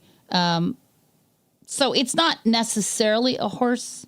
Just it can mean something that has rapid flight. So it could even really mean airplanes, really. I mean, if you think about how a horse was used in the context, a horse is kind of a military weapon. Mm-hmm. Horse is kind of a way that you can march in powerfully on an adversary. Right. So it says to compare it to this word, 6571, parash. It's a steed as stretched out to a vehicle, not single nor for mounting, a driver in a chariot. So this isn't just limited to a horse. It can be some kind of vehicle, okay, some kind of vehicle. And it says, and the governors of Yehuda shall say in their heart, the inhabitants of Yerushalayim shall be my strength in Yahuwah of hosts, their Elohim. In that day will I make the governors of Yehuda like a hearth of fire. In other words, he's going to judge the wicked government. He's going to make them like a hearth of fire among the wood. He's going to destroy all those wicked Illuminati people, right? All those wicked Illuminati people that have forged all these, weapons on its own people, like a torch of fire in a sheaf, and they shall devour all the people round about on the right hand and on the left. And Yerushalayim shall be inhabited again in her own place, even in Yerushalayim. So he's going to devour the governors, the wicked government. Okay? And then in verse 12, Yahuwah also shall save the tents of Judah first. That the glory of the house of David and the glory of the inhabitants of Yerushalayim do not magnify themselves against Yehuda. In that day shall Yahuwah defend the inhabitants of Jerusalem. And he that is feeble among them at that day shall be as Dawid, and the house of Dawid shall be as Elohim, as the Malach Yahuwah before them. And it shall come to pass in that day that I will seek to destroy all nations, all the nations that come against Jerusalem. So it doesn't matter if you come against them with weapons or if you come against them with your mouth. You come against them with your negative words. No, I'm all for rebuking sin. I'm all for calling out sin and saying, yeah, you guys are in sin. You've got gay parades going on over there. You got abortions really high over there. Yeah, it's one thing to call out sin. It's another thing to say, you guys are fake. You're not the real, that's not the true land, or that's not the true people. Look, Yahushua rebuked his own people, called out Jerusalem and said, oh, Jerusalem, how many times I wanted to gather you as a mother hen gathers her chickens. He never called them fake Jerusalem. He called them out for their sins, but he never said you're fake. Okay? And then in verse 12:10, it says, and I will pour upon the house of Dawid and upon the inhabitants of Jerusalem the spirit of grace and of supplications, and they shall look upon me. And of course, the word me is Aleph Tau, whom they have pierced, and they shall mourn for him as one mourns for his only son, and shall be in bitterness for him as one that is in bitterness for his firstborn. And it says, in that day there shall be a great mourning in Jerusalem as the mourning of Hadadrimon. And that Hadadrimon is, it's a place, it says, place in, of course it says Palestine here, but I don't acknowledge Palestine. And it says in the Valley of Megiddon is where it is.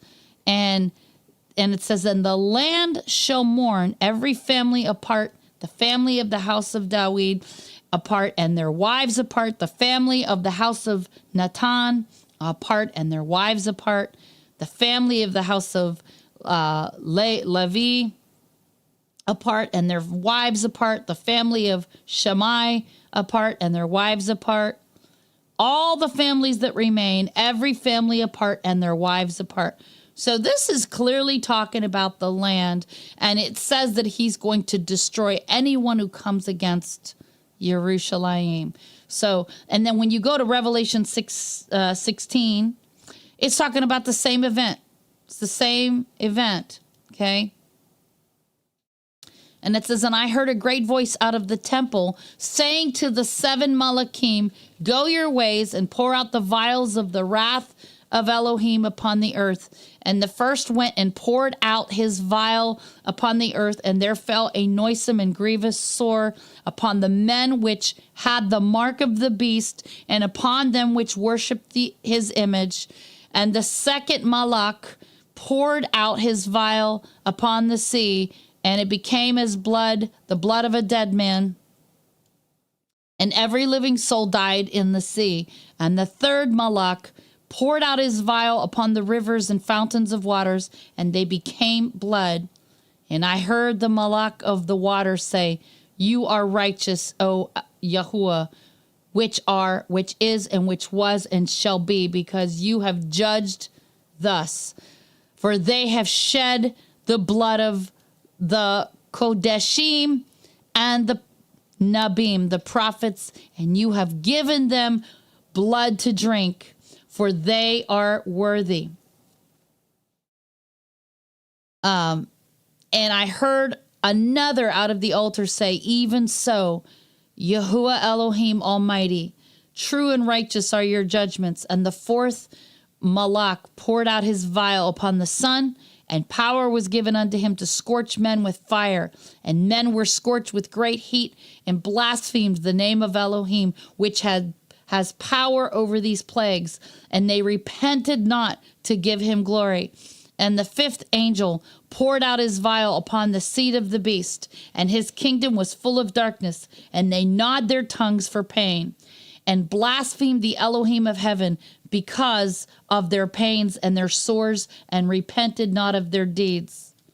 And the sixth Malach poured out his vial upon the great river Euphrates, and the water thereof was dried up, that the way of the kings of the east might be prepared. And I saw three unclean spirits, like frogs, come out of the mouth of the dragon, and out of the mouth of the beast, and out of the mouth of the false prophet. For they are the spirits of devils working miracles, which go forth unto the kings of the earth and of the whole world, to gather them to the battle of the great day of Elohim Almighty. And then he says, behold, I come as a thief. Blessed is he that watches and keeps his garments, lest he walk naked and they see his shame.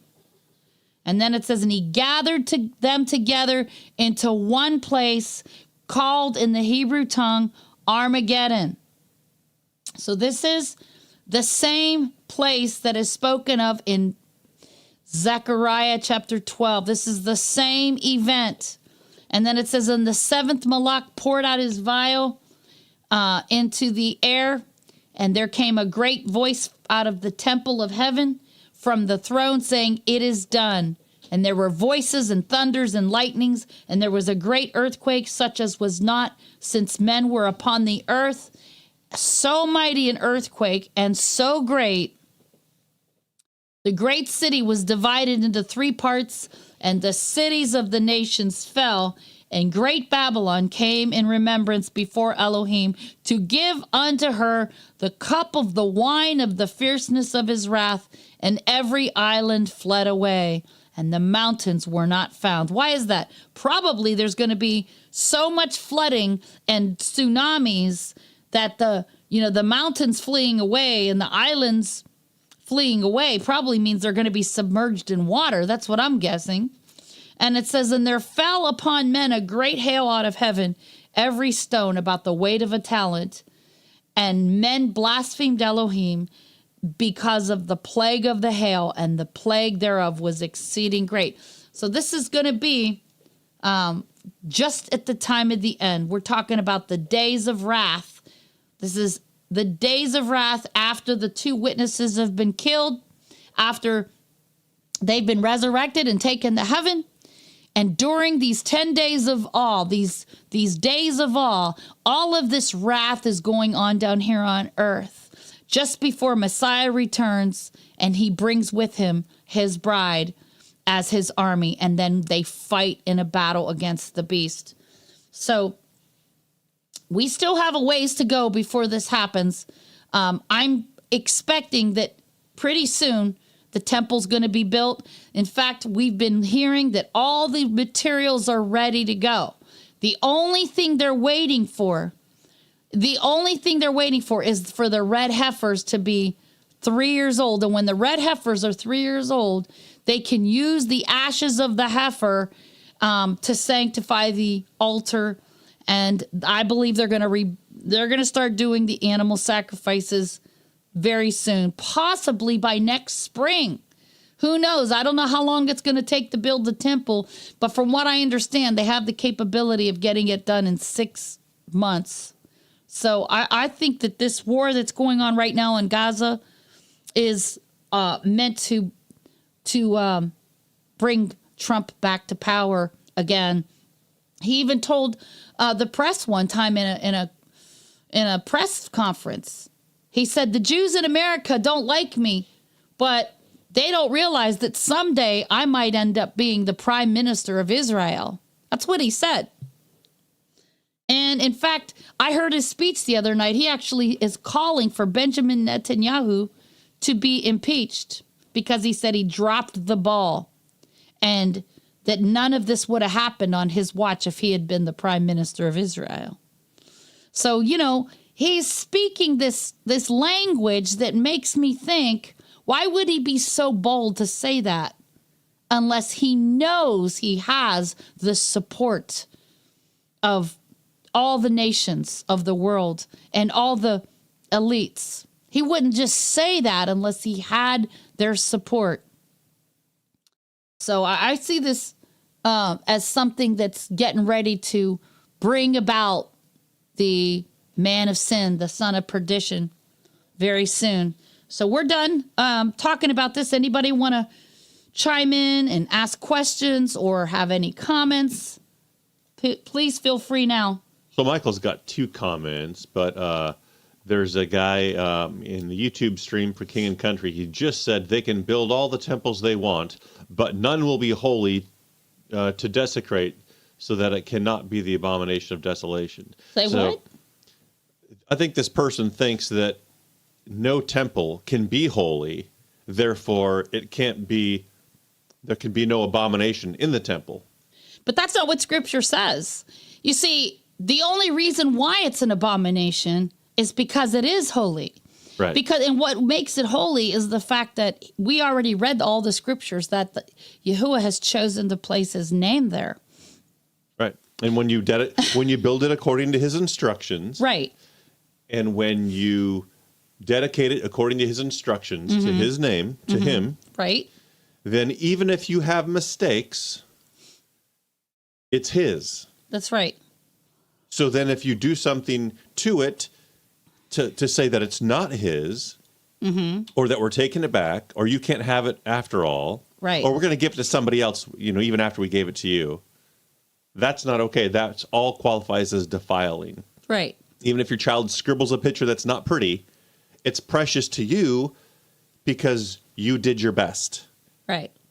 And for someone else to crumple it up and wad it up and throw it away, or to say, actually, I'm going to keep this because right, I want it instead. Right. And Yahushua called it holy. Like, look what he said. He said, when you shall see the abomination of desolation stand in the holy place, right? Now, I know some people think that's talking about the human body, and I agree that the jabs are an abomination to the human temple. I agree. I'm the one that, I think I'm one of the first people is that I'm aware of that came up with this. I mean, this was like in March of 2020. I made this, graphic, and basically here it is. Made this graphic, and this is right after it was revealed to me that Trump is the rider on the white horse. And I made this graphic, and this is what it says. Not going to read it out loud, but, V, an abomination to the human temple. And the first abomination of desolation is when Antiochus IV in 167 BC erected an image of Zeus on December 25th, and he offered pig sacrifices. His image is on the coin. The second time was when General Titus and his Roman armies desecrated the temple. They erected an image of Caesar, who claimed to be a reincarnation of Zeus or Jupiter. And they also offered up pig sacrifices. Caesar's image was also on the coin. Then the third abomination, which I said right here, which is what I think is Operation Warp Speed. Donald Trump on the winter solstice, 12/21/2020, he called it the Great Christmas Miracle. And it's full of unclean ingredients, I'm not going to read them out loud. Some of these ingredients, aborted bambinos, and it says right here in Leviticus 11:4-47, all these things you shall not eat. And he names them: the rabbit, mouse, pig, horse, shellfish, dog, human cadaver, animal blood, human blood. And we know that the name Epiphania, which is the title that Antiochus gave himself in Greek, it's God manifest. It has a numerical value of 666. Nero Caesar, his name adds up to 666 also in Roman gematria and also in Hebrew gematria. President Donald Trump's name adds up to 666 in computer ASCII code and also in Roman gematria, and also the V word, Same thing. Has the numerical value of 666. None of this is a coincidence. But I still believe there's going to be yet another abomination in the Jerusalem temple to be built by Donald Trump. Okay? So that no man might buy or sell, save he that had the mark, or the name of the beast, or the number of his name. And why is his image on the temple coin if there's not going to be a temple? What's the point of that? No, his image is on the coin for a reason. Okay? But also, as I've already pointed out, Scripture clearly tells us that there's going to be a stone temple in Jerusalem during the tribulation. A brick and mortar temple. Because if you read it, it's in Daniel 8:11. Daniel 11:31 calls it the sanctuary of strength. And when you look up that word for strength, it means a stone palace. Daniel 12:11, it's also in Matthew 24:15 through 21, 2 Thessalonians 2:4, Revelation 11:1 through 2. But get this, in Revelation 11:1 through 2, the angel is told to measure 3 separate and distinct items: the temple, the altar, and the people that are inside the temple worshiping. This right here is proof positive this is not talking about a human body. We don't have little people walking around on the insides of us worshiping, okay? This is a brick and mortar temple, okay? And the angel is told not to measure the outer court. Now, according to statistics, 6 billion people have already taken the jab. And are we expected to believe that there's going to be 6 billion people on the outer court being trampled? Come on, that's ridiculous. I mean, people got to start thinking critically here. This is a brick and mortar temple. No question about it. No question about it. And it is going to be holy by virtue of the fact that who's the one that designed it? Who owns the copyright on the temple? Who gave the design to Moses? Who owns the land where he's chosen to place his name there? It's holy by virtue of the fact that he owns the schematic. He owns the blueprint. He has the copyright on it. And his land is holy. So it's going to be holy by virtue of all those things. So you can't defile something unless it's holy. If it's unholy, then there's no defiling it. It's only defiled if it starts out as holy. Right? So it doesn't make sense to say, well, it's not holy. Well, then how can you make it unholy if it doesn't start out as holy? It has to be holy for it to be defiled. So King and Country, he or she, is continuing to make points as you're talking. Of course, the chat's delayed from what you're saying because he or she hears the delay. Yeah. So they said that we're wrong. Let's see, they said Yeshua is the cornerstone and high priest. What they present is not. Who's they? I think he means they mean the Jews in Jerusalem. They're not the high priest. Okay. And they're not the cornerstone. Okay. So they think we're wrong. They said such reasoning. Let's see. They said, but Scripture does not say he stands in the temple the Jews build. I said no. It doesn't say quote unquote that Jews built. It doesn't say that. That's true. But yeah, that's ridiculous because the thing is, Paul even called it holy. I mean, Yahushua calls it holy. He says, when you see the abomination, desolation, stand in the holy place, hagios. Well, I'm assuming that they would say that. Well, I don't know how they justify that, but yeah, obviously they're not agreeing that it's this temple. It's not a temple built before. Then what is it? I don't know. What is it? I invited them to come onto Zoom because Zoom we can have Sure. a bit more of a real time back and forth dialogue. Yeah. And they said, I am challenging you here. And I just mentioned that it's a chat and that people in Zoom can't see the chat, that you can't see the chat, only I can see the chat. Right. And the other people on YouTube. But I think they got annoyed and they just kind of said, bye. So This they did say that Yahushua conducts the daily sacrifice. The Jews do not. And of course, right now. That's when he comes back. Yeah. In the millennium, he will. Yeah. Be doing the daily sacrifices, probably along with the priesthood. Yeah. The high priest didn't do every single sacrifice. There were priests, plural, that did the various sacrifices. So, I don't know. That's okay. They kind of got snarky about saying, you think you're the one who has the Holy Spirit? And I said, no. Anyway, obviously people feel passionate about this. We feel passionate about it, but, we shouldn't try to dog each other. But, we should be prepared to have someone challenge our opinions. And, when we're done, we should be able to say, okay, well, we'll have to agree to disagree.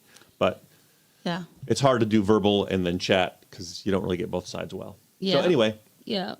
having said all that, Michael Grossman. Can you mute me for a minute? I need to blow my nose. Yeah, go ahead. Okay, so Michael Grossman had 2 questions, but I'm just going to read Gina's comment because Gina's comment was in regards to what I was just talking about. Okay. So Gina said, holy means set apart and will be built set apart to the Elohim of Abraham, Isaac, and Jacob, Yaakov. Amen, that's right. Yeah. Okay, so let's see, Michael, I'm backing up, and you can jump in and read your own stuff if you want. Oh, except Michael's gone. Okay, so maybe he's listening in YouTube now. So Michael says, he said, Zechariah 12:6. He never understood this as judging the Illuminati government. Please elaborate and quote, and they shall devour round about all the people, blah, blah, blah part. Yeah. Let's go back there. Zechariah 12:6. Zechariah 12. Okay. Why can't I find it? It's always so hard for me to find it in this column here. Am I just losing it or what? I just had it. Yes, Crystal, in terms of your comment in the chat, they will have to kick off the temple basically with the red heifer. That's right, to get it started. It's not holy until then. Yeah. Because the red heifer is a required component of the dedication. And the red heifer is symbolic of our Messiah. I have a whole teaching on that. I have a whole, blog on that. Why am I having a hard time finding Zechariah? I just had it. It's driving me crazy that I can't find it. It's 2 up from the book you're in now. Oh, yeah. Okay. Oh, boy, I'm seeing double here. Okay. All right. So Michael wants me to elaborate on Zechariah 12. Yeah, just wait a second because he's just coming back into Zoom. He might have got dumped. So that way he can hear your full response. Okay.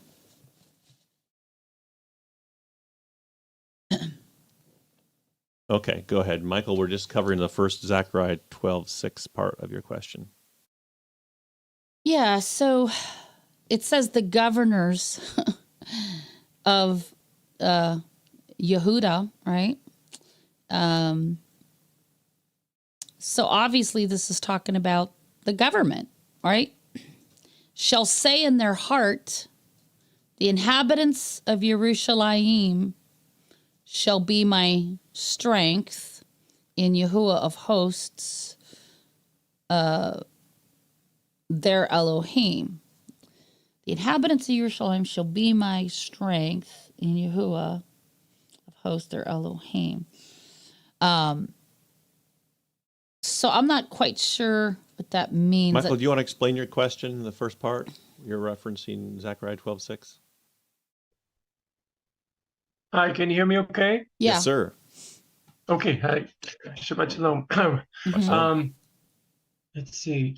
I had never heard that before, the way it was described today Mm-hmm. about the hearth of fire in the next verse, verse 6, Yeah. being the government that will be judged, which sounds right to me. But then I look at, and they shall devour all the people round about on the right hand and on the left. Mm-hmm. So I'm just like, okay, can you just elaborate on that part a little bit? Okay. That Let me read it again. In that day will I make the governors of Yehuda like a hearth. And that word hearth is something excavated, like a cauldron, a fire among the wood. So if he says he's going to make them like a hearth of fire among the wood, then, and it says, and like a torch of fire in a sheaf, and it says they shall devour all the people round about on the right hand and on the left. It just sounds like, they're going to be attacking their own people. And then of course, who is going to destroy them in the process, because that kind of government, as you say, Illuminati, led and empowered, as Illuminati, they will be such ones that impose the mark upon even their own people, right? Right. Yeah. Yep. So that would support that argument. Right. Exactly. But it says that he will save the tents of Yehuda first, that the glory of the house of David and the glory of the inhabitants of Jerusalem do not magnify themselves against Judah. And then he says he's going to, defend the inhabitants of Jerusalem. So, yeah, I mean, I can't imagine that he's saying that he's going to protect the government. I mean, it sounds to me like he's saying, I will make the governors like a hearth of fire among the wood and like a torch of fire in a sheaf, and they shall devour all the people round about. Now, does that mean when he says the people, is he talking about the government? I don't know. I mean, is he talking about, obviously people the people that are aligned to them, maybe, and serving them, I guess. Yeah. But I mean, it's obviously talking about, this is a war. Multiple things are going on at once. Jerusalem's on fire. The governors are being judged. Yahuwah's going to save the people that belong to him. He's going to be, he's going to defend Jerusalem, and of course it says that those who belong to him are going to, look upon him whom they have pierced. So that's how I take it. And yes. And at this time, those believing who have been harpazoed, so to say, they'll be in those 10 days, probably during this such time, wouldn't you say? Oh yeah, exactly. And then he's going to bring back his bride with him. And I believe we're going to be meeting him at the Mount of Olives. He's going to meet the other half of the bride, Yes. So, yeah, that's how I'm taking it. Yeah, I never even thought of that. I never understood it really. Yeah, I mean, whenever I've read it, that's how I took it. That that they would be. He destroys the leaders who imposed the mark of the beast on their people. Yeah. Wow, and then all the ones that took it too. Yeah. So. Yeah. Well, Maria,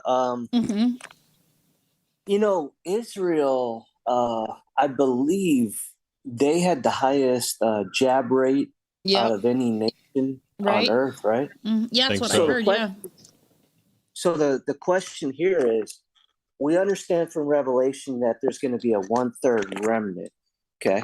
Yeah, it's out of it's in Zechariah 14 where it talks about the 1/3, but go ahead. Okay, sorry. But we understand that the population right now of Israel is it 9 or 12 million? Mm-hmm. I think it's 9 million. Mm-hmm. But okay, let's just say 3 million people, right? Mm-hmm. The other part of this is we know that Israel didn't receive, the jabs, the three makers of the jab, Mm-hmm. that, Moderna and the other guys, right? They Mm-hmm. made their own. Okay. So understanding that, right? Yeah, I didn't know that, but that's interesting Yeah. to know that. Do we, I mean, I can't believe that they would make something that was as crazy as the other guys with that amount of jab rate, right? Being the highest in the world. Yeah. I think that was a way out for them, right? Because how, if they receive the mark of the beast and we see there's a 1/3 remnant, I believe that what they made wasn't as the others made. And that's possible. There's no way to really know that for sure, but that's interesting that you say that. It's something to chew on, Maybe they didn't have the mRNA stuff in it. I don't know. I don't know. The other comment I have, and you caught this quickly, was I fully 100% believe that this was, planned, orchestrated. It was allowed because there's no way that their intelligence and coupled with ours, and the Iron Dome being the best defense in the world. That's right. There's no better defense. We don't even have anything like that. Allowed, made the mistakes of a lot of this happening, right? Like they call it their Pearl Harbor. Right. There's no way that this just happened with this type of magnitude. This was orchestrated. This was allowed. Sure. Even said before that Netanyahu was warned by Egypt 3 days ahead of time that this was going to. Right. He ignored it. Right. Right. So no way. There's no way that this. Like I said, I really think this has to do with that all the global elites who are involved, they know that Trump is slated to build the temple. They know, and anyone who's read any of my blogs about his bloodline, his Merovingian bloodline, they know that he has all the pedigree that the Illuminati are looking for. That he's got all the right pedigree. He's related to all these ancient Plantagenet kings. Let's see, I'm going to go there right now. His Merovingian bloodline, right? Here we go. Plus, he can be traced to the Assyrians. And the book of Isaiah and prophet Isaiah talked about the Assyrians. He can trace his family bloodline to the Assyrians. Okay? The Merovingians, they're these people that go back to like the era of the Rosicrucians. They believe that Jesus and Mary Magdalene, were lovers and they had a child together, all this ridiculous stuff. Of course, we know it's not true. But they believe that that's the bloodline that they come from. And, they go into detail about this in the Da Vinci Code movie. I think there's a BitChute movie that a BitChute video that talks about it. If you go to my blog called the Trump's Merovingian Royal Bloodline, you'll see all of this. I talk about the painting that this Jesuit priest did of is supposed to represent Donald Trump being, his mother, Mary McLeod. She was pregnant with him on June 14th, 1946. He was born under a total lunar eclipse on a blood red moon. It was exactly 700 days before Israel became a nation. And, this painting is on display at this St. Mary's Episcopal Church in West Jefferson, North Carolina. And they actually, if you do the coordinates on here, because I watched the Da Vinci Code movie pretty recently in the last year or so, because I never really cared to watch it before that. But then after the whole, scamdemic thing, I started going, you know what, let me watch that, because I started realizing, Tom Hanks said he donated plasma, Trump donated plasma. I started putting things together going, okay, I got to see what this is about. Well, this is the pyramid in France where they claim that, Mary Magdalene's body is buried underneath, and they call her womb the Holy Grail. And, these people, the Merovingians, claim that they're direct descendants of Jesus and Mary Magdalene. Trump's family thinks they're one of those people. But if you do the coordinates from where that painting is at in North Carolina to where this pyramid is in France, Paris, France, it's like 6,661 kilometers.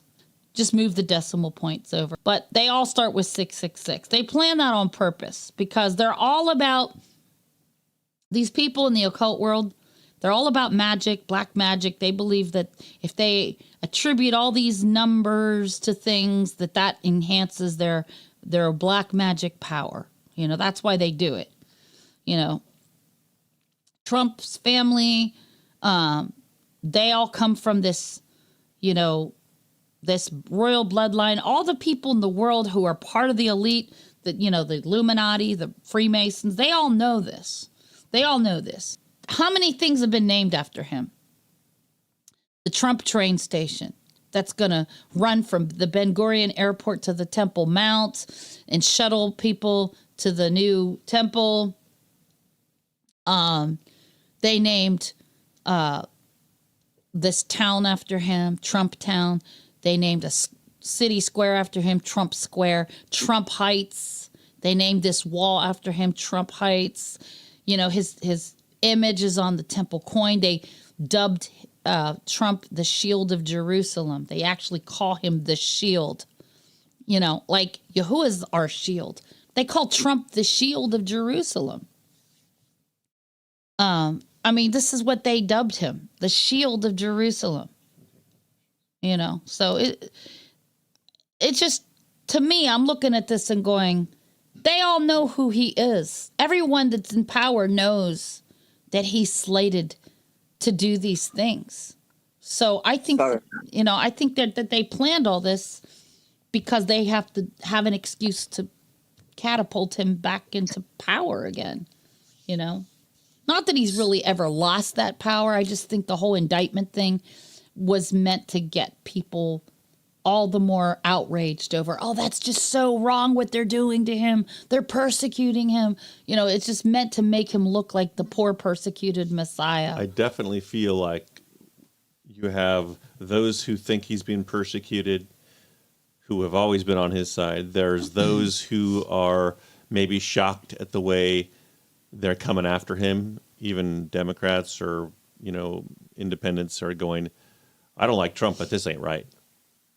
So that's garnering more support. And then you have those who, at least internationally, believe that at least Trump wouldn't allow this to happen to Israel. At least Trump would draw a line and people wouldn't do this. So there's all these onion layers that as you peel them off, it's garnering more support for a man that a lot of people said they would never vote for a second time or ever.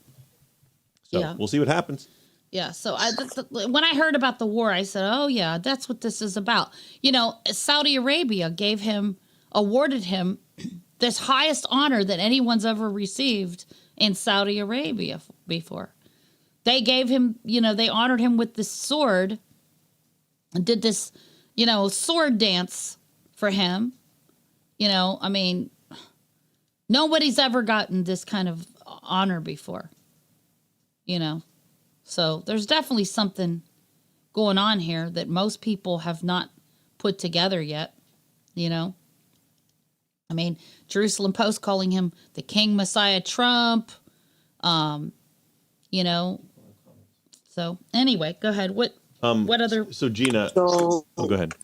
oh, sorry, Gary. So, Maria, if we're right about allowing it to happen, right? Yeah. Wouldn't that mean that Netanyahu gave up his own people, allowed them to be killed?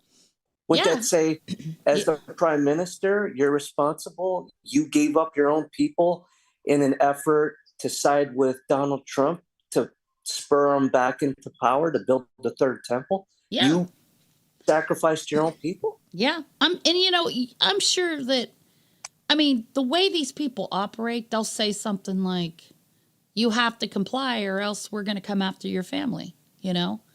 And it's like, I mean, they take these secret blood oaths that, you know, I don't know. You know, Hey, Gary. yeah. Yes.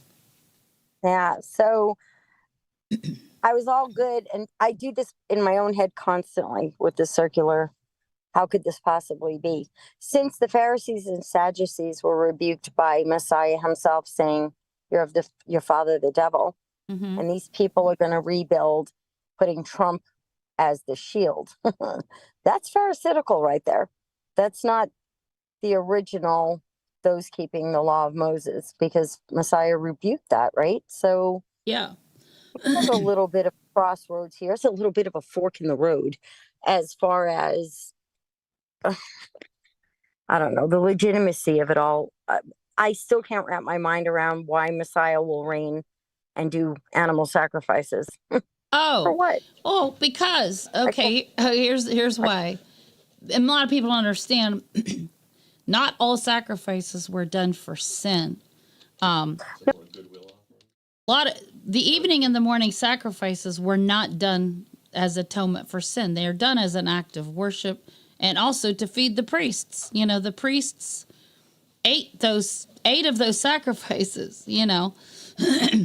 So those sacrifices were just an act of worship. They weren't, everybody thinks that every sacrifice is atonement. The only sacrifice that's done for atonement is once per year on Yom Kippur. For the nation, that is. Right. There was No, push. I understand that. I totally understand that. I grappled with my disciples on this, and they keep saying, because your eyes are on the creation and not the creator. I said, Jacob, no more Cecil B. DeMille movies. My eyes are on the Father. I used to laugh, like, come on. Yeah. But we're the sacrifice, and we're the only sacrifice really ever required is our obedience. So, you know, tomato, this whole temple thing being built with Trump anywhere. I'm sorry, I just threw up a little bit. Anywhere around it is so blatantly wrong. I mean, if anybody's falling for the temple that things. Trump builds, that one's going to be destroyed. And when Messiah returns, he's going to rebuild the tabernacle of David. I know that. I'm with you 100%, sister. Yeah. But it's just like, okay, so we know that basically what's about to happen with the red heifers, poor things, they're so beautiful. But anyway, what's about to happen with them is of the false temple. Clearly, it's going to be trampled and the abomination of desolation. And I pretty much, I don't know who's going to stand in there, whoever it is, it's over. Even in the rebuilding, why would Messiah do any worshiping sacrifices when it's not blood he requires? It's obedience. Well, because I've already said, like, so people have a hard time understanding this, but the entire temple is a schematic of him. In fact, I wrote a blog about this called prayer patterned after the prayer patterned, if I can find it, patterned after the tabernacle. Yahuwah showed me, he showed me this like strategy of prayer where you kind of take yourself through the whole tabernacle experience, because it's easy to just say, you know, when we were Christian, when we were like, oh, Jesus died for my sins. That's all I need to know. That's it. Just like kindergarten. Okay, he died for my sins. That's all. That's all I need. But it goes so much deeper. So much deeper than that. Like, it's like, you know, but so few people understand what the tabernacle was about. They don't even understand how every little piece of it, everything about it was all pointing us to him. Absolutely. And so when he takes us through the whole, he's going to be teaching us. Remember when I told you to take a turtle dove and a pigeon and do this and that, and the cedar wood and the this and the that and the this and the that. Well, that was about me, and he's going to explain every little fine little detail of every little piece of it, and we're going to go, oh, I get it now. Wow, Right. and our minds are going actually to, kill the animals. huh? I mean, can he teach that without actually slaying the animals? Look, I know people there's so many animal lovers. Don't get me wrong, I love animals too, but he created those animals for that purpose. So it's like, I don't know why people are so hung up on, oh, I don't want to kill the animals. Well, I mean, I understand, but he created them for that purpose. And I had an umbrella cockatoo for 24 years. I don't think I could have slit her in two. well, I But understand. do you eat chicken? Or I mean, I'm maybe you don't. I'm off it again, but chicken. It's funny that you would bring chicken up. I mean, most of because- it's raised pretty disgusting here in the U.S., of course. We're going to be eating well, of beef course. barbecue with him for 1,000 years. We're going to be eating lamb and beef barbecue with him, Yeah, I know. It's probably going to be the best stuff I ever ate in my life. But at the same time, but chicken, it's funny just that you mentioned it, Gary, because as a child, I was forced to eat meat. And I would eat chicken at chicken cacciatore of all things. And then the next time my mother was making it, I wanted to barf. And she'd be like, is this a joke? You like, I said, no, I really don't. And my gills are full. Like I can't, I'm really basically designed to be a vegetarian. So I guess I'm one of those Garden of Eden people because they didn't eat meat there either. So maybe that's just it in my absolute love of being a steward over them. right? And then you want me to murder them. Hey, listen, voodoo stuff, they sacrifice chickens. I kind of see him different. I'm hoping that you're all wrong about this. I got it. I'll do whatever he says, but I'm kind of hoping you're all wrong. I still love you. I'm not going to argue with you on this chat, but Sure. because I'm not sure. I'm not there. He Right. could do whatever he wants. Sovereign. You Yeah. wouldn't be the first people to say, Gina, you're wrong. Okay, but I just hope So let I'm me not. show you this. I'm going to show you this scripture in Matthew 5. Okay.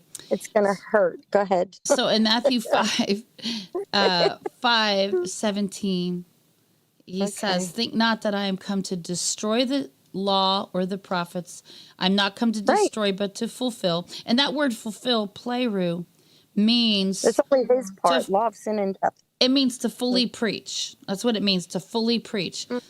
For he says, for verily I say unto you, till heaven and earth pass one jot or tittle, another one's one punctuation mark, not one punctuation mark, shall in no wise pass from the law till all be fulfilled.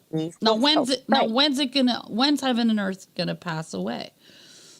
Not until After the 8th millennium, after the 1,000-year reign of Yahushua is finished. It says, and I saw a new heaven and a new earth, for the first heaven and the first earth were passed away, and there was no more sea. And if you keep on going down to verse 22, it says that there will be no more temple, because Yahuwah himself and the Lamb shall be the temple. I saw no temple therein. So he himself's going to end up being the temple. So throughout the whole 1,000-year reign, 100% of the Torah and prophets, 100% of it, even down to the tiniest little punctuation mark, is going to be in full effect. Okay, Yeah, he's going to be like the greater King David. So what he's going to do is, like, there's this progression that's taking place where before he can restore us back to the Garden of Eden, which the Garden of Eden is going to be restored when the new heaven and the new earth comes down. But during the 1,000-year reign, it's not going to be quite restored back to the Garden of Eden. It's going to be restored back to the kingdom of David. Like, what we're doing is we're kind of going backwards slowly until we reach the Garden of Eden. So basically, what we're going to be doing is, during the millennium, it's like we're going to go back to how it should have been had Israel not been divided up into two separate kingdoms, had David not sinned with Bathsheba and brought all that trouble on his household, had everything gone the way it was supposed to go, he's going to show us this is how it was supposed to be. Yeah, Israel was supposed to be a light unto the nations, to show the nations Right. that there was an Elohim that was reaching out to them, and that he seeked to be reconnected with his people. Right. Right. So what I see is that we're going back to the days of King David when the whole house of Israel was united under one king. But Yahushua was going to be that greater king, that greater King David. He's going to be seated on David's throne. And David offered sacrifices in the temple too. He offered sacrifice and oblation, you know. But like I said, it's not all done for sin. The only sacrifices that are done for sin for the nation is on Yom Kippur. You know, the rest of them are going to be like a memorial. Like if you're married and you have a photo album of your wedding, you go back and look and go, oh, remember that day? Remember? Well, when he tells us to keep Passover in remembrance of me, right? Nobody says, well, now that we're married, we can throw away our photo album. We don't need this photo album of our wedding day anymore. No, we go back and we remember, right? And so it's our kids look back and go, oh, look, that was mom and dad when they got married. Right. Right. So, I mean, when he says to do this in remembrance of me, because he doesn't want us to ever forget that he's the lamb slain from the foundations of the world. And all these things that took place in the temple were a prophetic picture of him. The whole thing was meant to be a prophetic picture of him. But it's so easy for us as human beings to forget. You know what I mean? So with him standing there, I get that. I'm fine with it. I don't believe in slaying lambs now on Passover. Yet I know a lot of the Hebrew roots movement people are doing it. They're slaying. Well, we're not supposed to do it any other place except for in Jerusalem. And they're doing it in front of their 3 and 4 year old kids. It's just enough to and having their kids put the knife to the meat right after it's dead. It's horrible. so I mean, going to create. We can disagree on that, but what I'll say is my experience is that I had never butchered an animal or slaughtered an animal once in my life. Yeah. I'd gone grouse hunting as an 18-year-old once, right? And we ate the grouse, right? So it was like wild chicken, and we ate it, and it was fine. What are you calling it? Grouse. It's a different kind of bird. It's like Growse, I think. Oh, Yeah, okay. grouse. Interesting. Never heard of it before. Okay. Yeah. Am I going to have a It's it's like pheasant or grouse or At any rate, so I had never butchered an animal before. So the only distinction I would make in terms of Passover is not doing anything on the day, so that it can't anyone's confused that you're actually trying to make a sacrifice. Right. But I have no problem with, especially us so separated from time and culture, that we might want to sort of get acquainted with it. So the day before, I helped a friend of mine slaughter a lamb, because we were going to have like 20 or 30 people at their house. And so we did it the day before. No ceremony. We just, we thanked Yahuwah for the lamb. And so you did it the day before Passover, so it can't be construed as a sacrifice. And we did it as mercifully, according to Scripture, as it says, to let it bleed out and everything. So it was clean. Yeah. And it was very touching. And I actually was like, wow, I that means a lot more to me now, just going through the process. Right. Our whole society is removed from that. Yeah. I mean, people don't realize this, but the way the animals are created, their nerve endings in their neck are, they don't feel the pain when you slit their throat. Plus, it's a really sharp knife. It's almost like a tickle feeling. My son Elijah, he said he went on like a mission trip one time to Mozambique, and he was staying at this orphanage. And everybody had to take turns, slaughtering a lamb, because they would, cook a lamb for the whole orphanage to eat, right? And they asked him if he wanted to do it. And he said, truthfully, I didn't want to do it.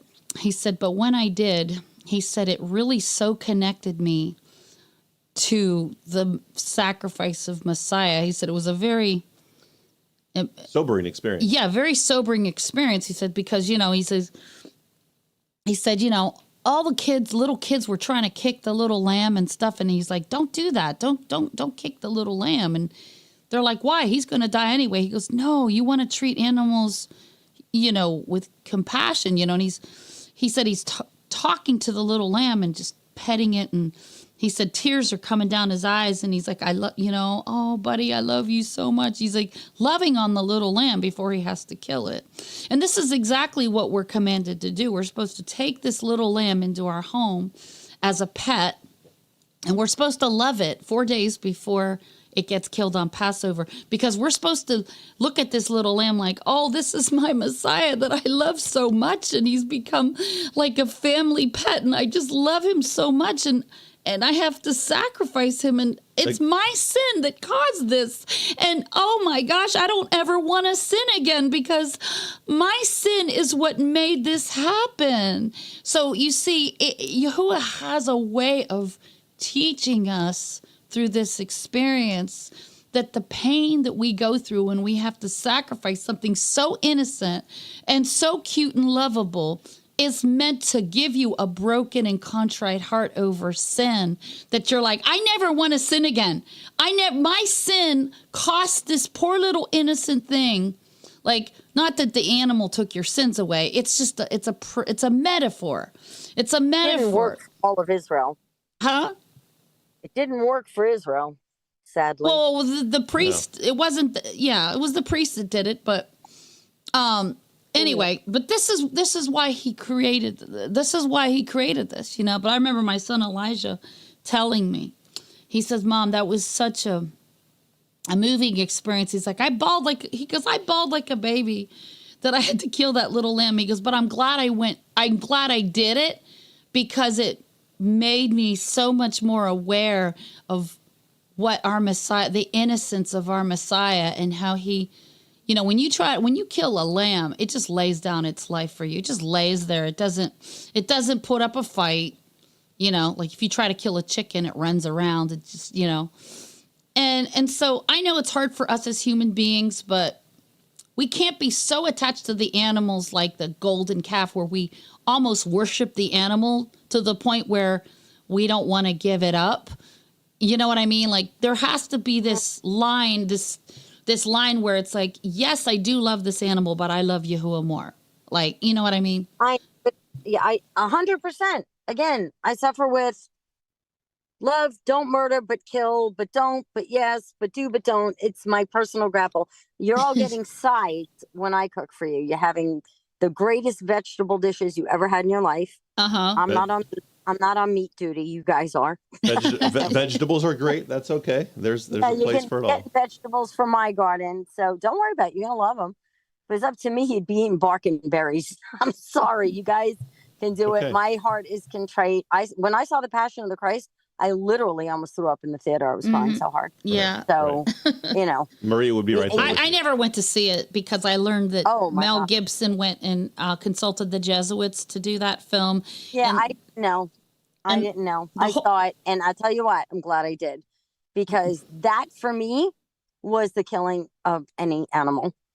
I still, I'm going back to tears now. It was the hardest thing I ever watched. I'm an empath too. Like, ask Gary. I will cry at any scene in a movie where anybody's being harmed or mutilated in any way.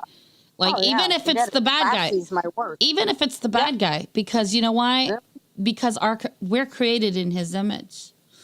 So any human person, even if it's a bad guy, I can't. Like, I don't mind seeing a bad guy getting shot if you're killing him in self-defense, but I can't stand watching like something. Like, anything more than that, like mutilation. I can't handle mutilation. I just like, I can't handle it. That's good. It means you value life. Yeah. Yeah, but see, like when Yahushua said, "I am the way, the truth, and the life," what he was talking about was the entrance into the brazen altar. It was called the way. Like, it's called the gate, but the priest nicknamed it the way.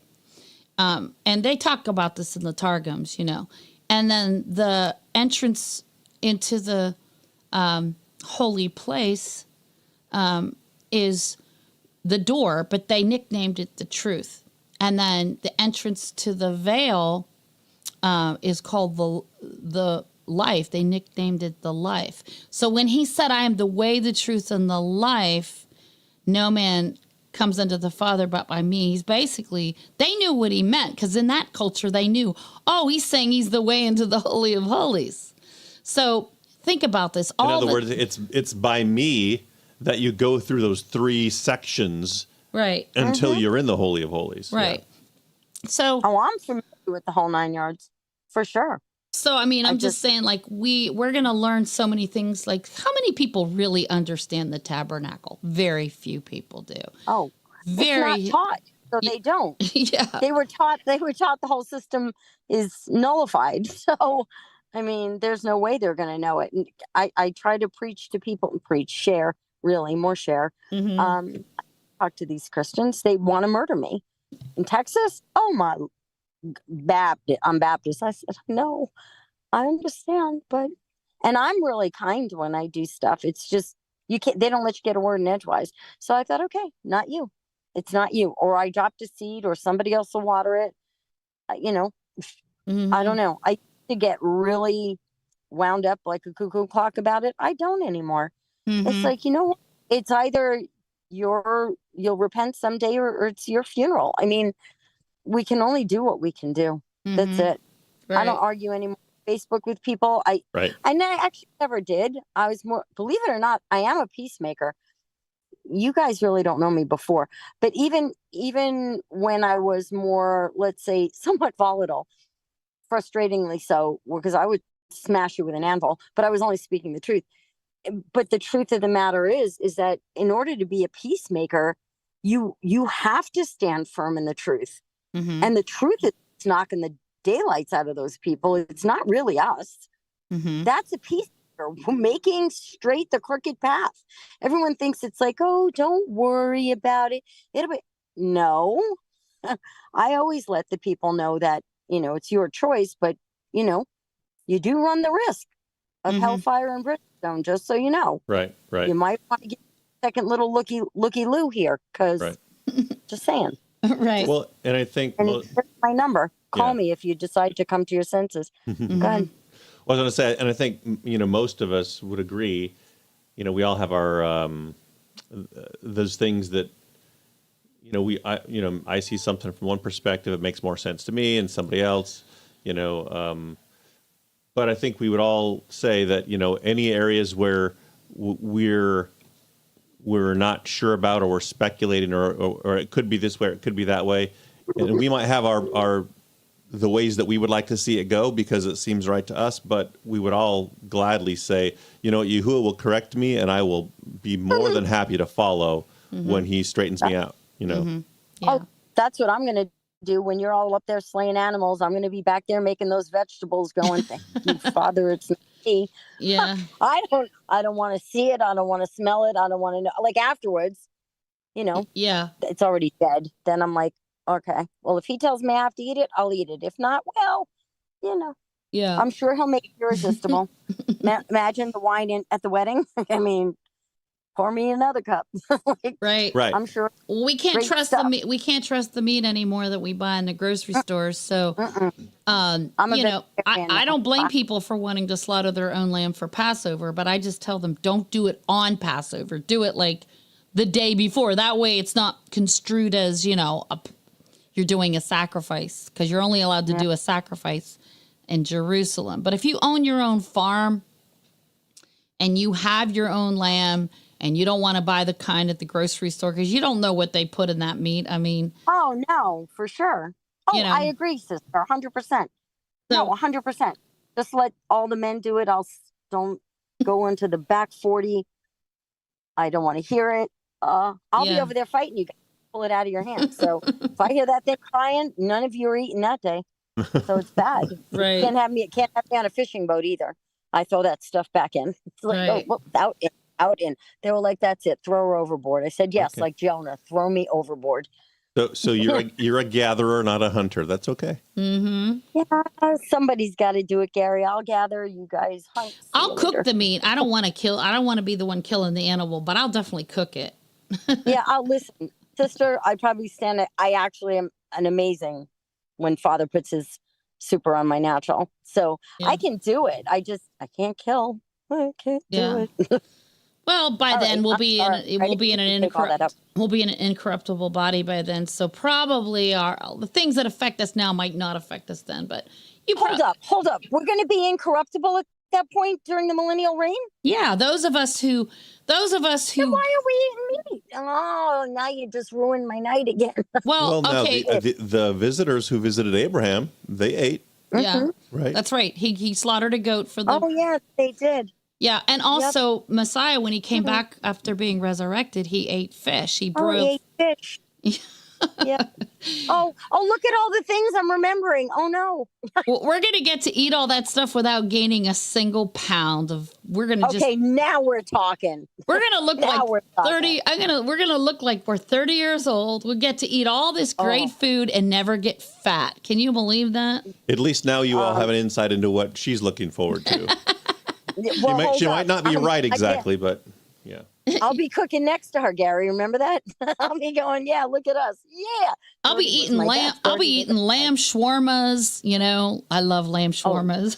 A good shawarma now. Hold up now, sister. A good shawarma. Yeah. It's a good. Yeah, a yiddo. Oh, Yeah, I love those. Yeah. Yeah, okay. Blah, blah, blah. But I can't anymore right now, so I'll just have to wait for the real deal. That's all.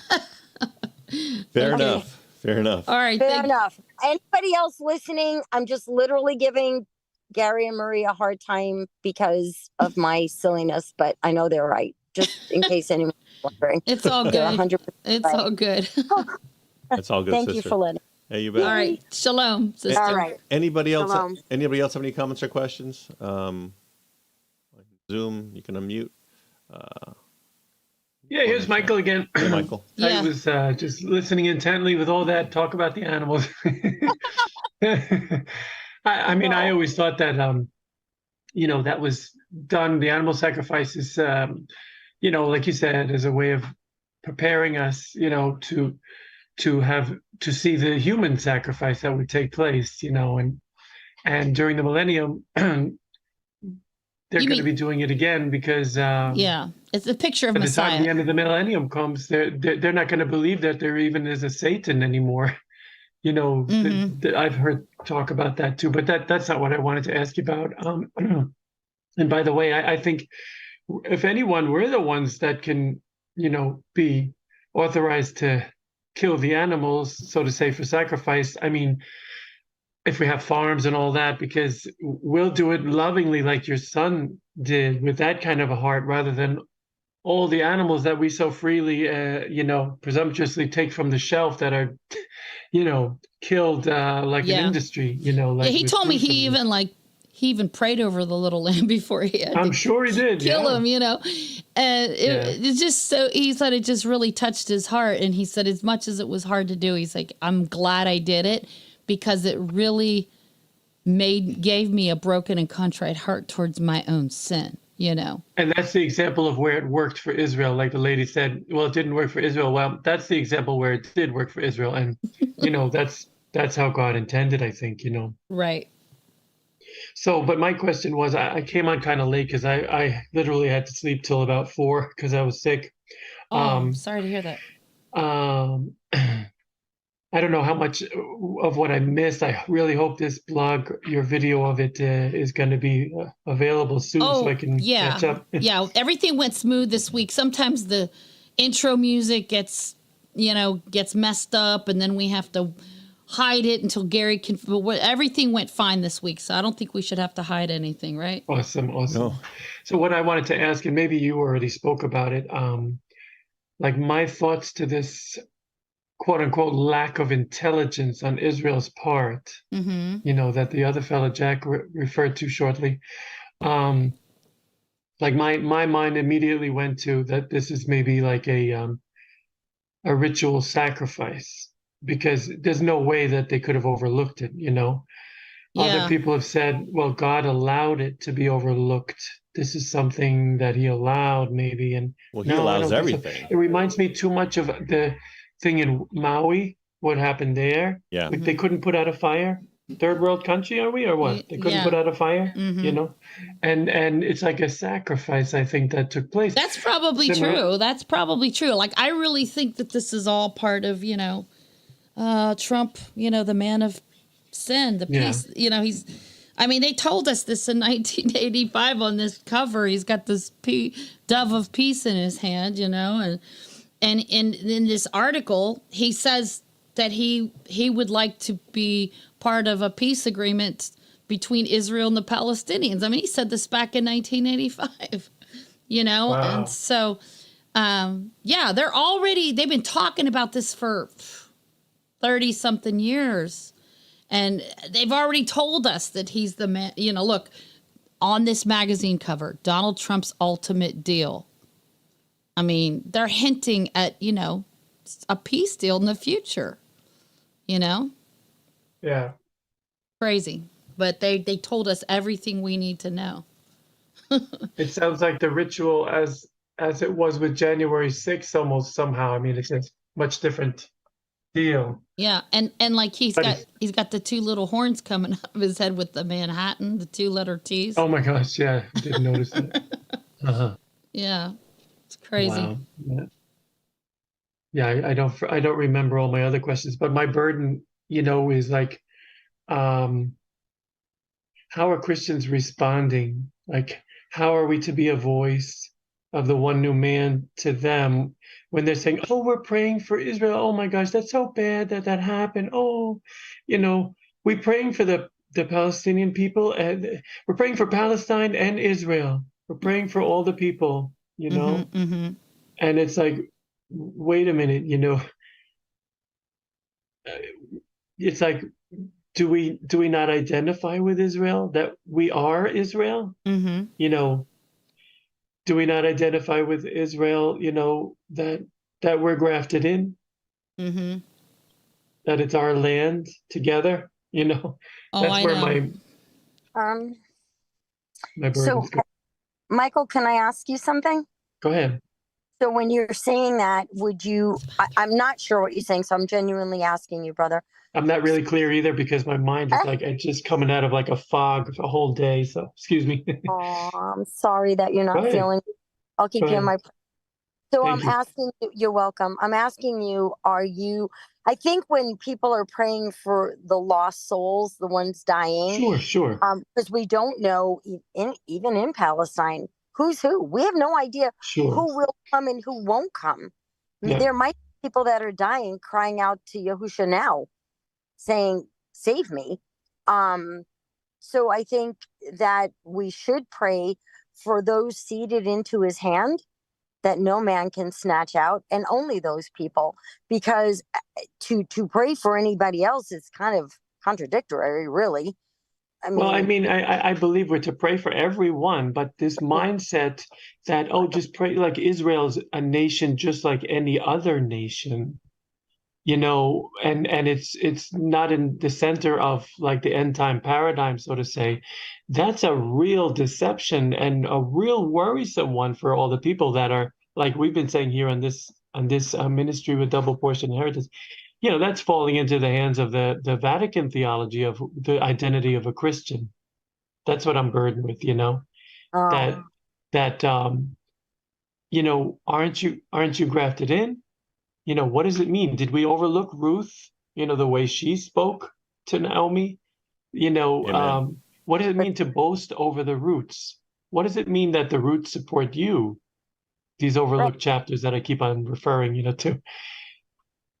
So that sounds apostasy to me. Like, that's really prevalent in these days. It's kind of like ignorance, but also like a dangerous ignorance. It sounds like maybe if, like, I wouldn't be saying don't pray for the Palestinians. I'm not saying that. I'm saying, yeah, we should be praying for the peace of Jerusalem, because as it goes, Israel goes in our land too. If you think that that's just, little Israel over there and not us over here when we're engrafted into the commonwealth of Israel, then you really, you have a blind spot there. the body of Christ is spiritual Israel. That's my burden. Yes. Am I? Yeah. Am I? Is this something that's far off, or Did you No, see this What do you- graphic I made, I think Michael? that's good, Michael. Awesome. I took a picture of it. I'm like, oh, that's great. Yeah, the state of Israel is not the true Israel, but I'm grafted into Israel. Oh yeah, right. You're as you cut yourself off from the tree. Yeah. Yeah. It's the craziest thing that people say that just drives me nuts. Yeah. Yeah. Well, it's not uncommon for people to hold multiple ideas that they really think are true and not realize that some of those ideas directly contradict another idea. Right. And Yeah. that's one of the things, again, my wife is really good at Amen. she's got a good filter in that when she hears something, she does a very good job of all these little things go in her brain, bing, bing, bing, bing, bing, bing. That that can't be because that disagrees with this, and this, and that changes the understanding of this, and this. So either everything else is wrong and this one new thing is right, or the new thing that someone's thrown out there doesn't add up and is garbage. Yeah, I mean, the way Yahuwah has taught me, like, no matter what the topic is, I don't care what the subject matter is, he's taught me whatever it is. I've been doing this for over 20 years now, but I do a keyword search.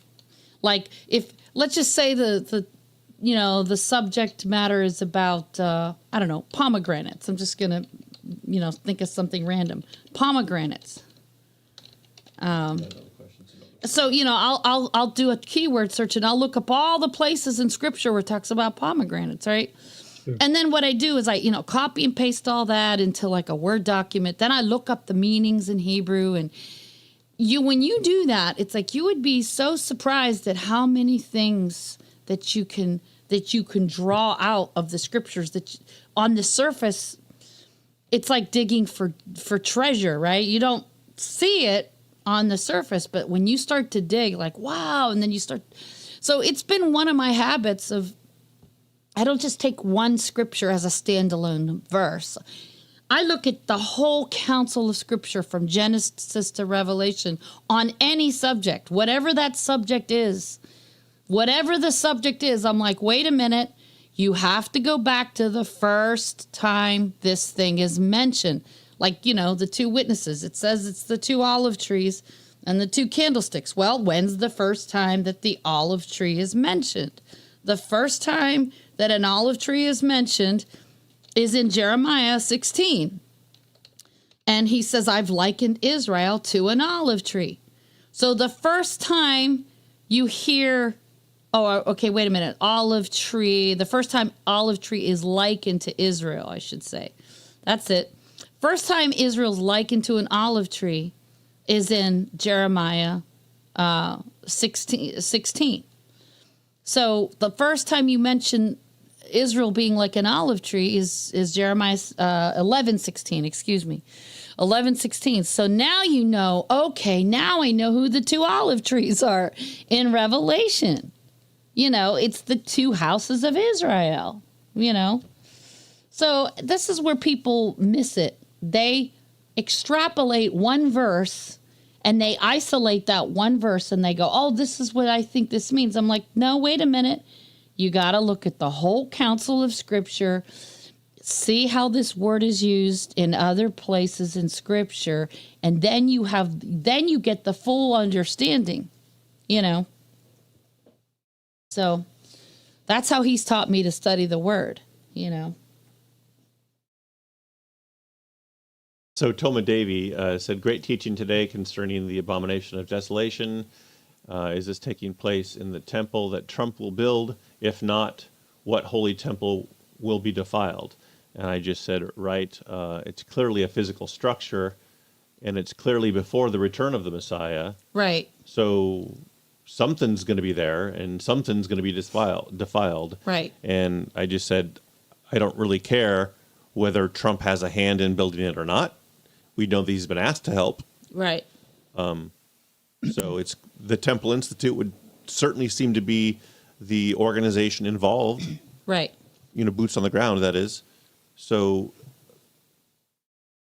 I don't see any way to get around something's going to be constructed before the return of Messiah. Right. We're not talking about what's constructed post return of Messiah. Right. So we got a new message here. Oh, and Jack mentioned that a lot of people don't interpret Scripture using the law of first mention. Yeah. That's very true. You can't pick something out of the middle of the book without going back to the beginning and see what are the origins of the use of that word. Yeah, exactly. So we had a person, I don't know if he's still on here, but he was going by the name of A Land Far and Away. And by something he said, it would appear that he's not, Hebrew roots. He's just a, kind of mainstream Christian. And I mentioned that I was a Pentecostal until I was 26. And I thought I could eat unclean foods because I didn't know the difference. I didn't consider them unclean and blah, blah, blah. So do you want to cover briefly the source scripture for clean or unclean foods? Yeah. I think there's two areas. And then the vision, Peter's vision. Sure. Yeah. That's a favorite topic of mine because Yeah. I misunderstood Peter's vision for a long time. So even So did after I I. was Hebrew roots, even after I was a Hebrew roots, and I still speak in tongues and all those things. So it's not that I'm not Pentecostal. It's that definition is probably no longer appropriate for somebody else on the outside looking in. Yeah. Because I also keep the feasts and Yeah, I would still call myself a Pentecostal, Spirit-filled evangelical Hebrew roots, whatever. First century. Netzarim, Right. Anyway, so, I used to use the same excuse about Peter's vision. So, Peter was told. Well, first go to the source. What does the Torah say? Okay, so So we're gonna go to the Torah sources Leviticus. first. Okay, so in Leviticus 11, we're told what animals we're not allowed to eat because they're considered disgusting to Yahuwah. Now, he doesn't just say this because he just feels like killing our fun and saying, I don't want you to enjoy food. I don't want you to enjoy shrimp and, So we're gonna use some let me do this. So we're gonna use some hindsight, right? It's 2020. We know that crab, shrimp, mussels, all these sea creatures either eat dead things that are rotting in the sea, right? vultures, pigs, Bottom feeders. Yeah. other fish, catfish. They're all bottom feeders. They eat kind of rotten, disgusting, dying stuff. Alligators, all these things eat things that clean the environment. They clean the animal kingdom so that there's not disease and rot right. getting the rest of creation sick. So Right. when Yahuwah made everything, he said these things are good. Right. He doesn't say this is good for this is good for this. He doesn't tell us that in the beginning. He just said he made all of creation and these things are good. Right? So now he's telling Israel what's appropriate to eat. Now, Adam and Eve probably knew in the garden, but there wasn't a written documentation to that. So go ahead and cover this. Yeah, so all the animals that we're not supposed to eat, first of all, you have to understand that pigs and things like this, they're scavengers. They're meant to clean up the garbage and the waste. Like pigs will eat poop. They'll eat anything, right? They'll even eat their own young, and Rats and things like yeah, they eat really disgusting things, but like cows and sheep, they'll only eat grass. And grass and grain. Yep. the thing about pigs is they don't have sweat glands. They only have one stomach. And basically whatever a pig eats within 4 hours, it's been fully digested into their system. So it becomes part of whatever poisonous, gross thing that they ate, it becomes part of their meat. In fact, if you're eating pig, you're more than likely eating parasites. All pigs have parasites because they're eating gross, disgusting things. They're eating poop and vomit. We've gone on to that- see people in other countries who eat pigs and have, maggots in their brains and worms and, different crazy things. But they'll eat vomit. They'll eat anything, right? Whereas a cow, what does it have? 2 stomachs or is it 4 stomachs? I can't remember. I think it's 2. But anyway, I don't want to get too far in examples before we cover. But, it takes a cow, I think, 48 hours to digest. Even though I do not agree with Joel Osteen, like I think he's, like the most heretical teacher out there, one of the most. He does this great teaching on eating pig. And I don't even know that he's coming from the same perspective that we are. Well, yeah, I mean, it's just the way he explains it was like, wow, he's like, why you shouldn't eat pig, and he does this great job explaining, and I mean, he goes into detail about like, how many stomachs. Let's talk a moment about pork, ham, bacon, pepperoni. These are some of the things that the scripture tells us we should not eat. The ushers have already locked the doors. And of course, this has to do with anything that comes from a pig, a hog, a swine. And I know some of you love pork chops. You love ham and cheese sandwiches. I grew up on all that. I love bacon. But for our health's sake, we have to be willing to make some changes. God knows what's best for us. And back in the Bible days, the pig was considered unclean. It was never considered a source of food. And one of the main reasons why was the pig will eat anything. A pig eats waste and garbage. This is kind of gross, but a pig will eat its own dead child. A pig will eat other sick and infected animals. They're scavengers. And what's interesting is the pig has one of the quickest and poorest digestive systems of any animal. It takes only 4 hours, and that's not good. Because the digestive system is so quick and so poor, many times the toxins from the food are not properly eliminated, and they are stored in the pig's fat. That means that pig can eat all kinds of filth and garbage. It can eat other infection. 4 hours later, it's sent to the slaughter and butchered. In a few days, it's on your plate at home. You're having ribs. The problem is the toxins were never properly eliminated from the pig.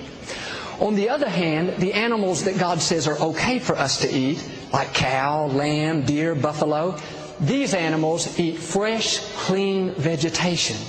Their digestive system is much more sophisticated. In fact, a cow basically has 3 stomachs. And that fresh, clean vegetation is processed through a digestive system that takes 24 hours. Think about it, 24 hours versus 4 hours. Would you rather eat an animal that eats waste and filth, or an animal that eats fresh, clean vegetation? An animal that poorly processes the food and stores the toxins in its fat, or an animal that properly eliminates the toxin from its body?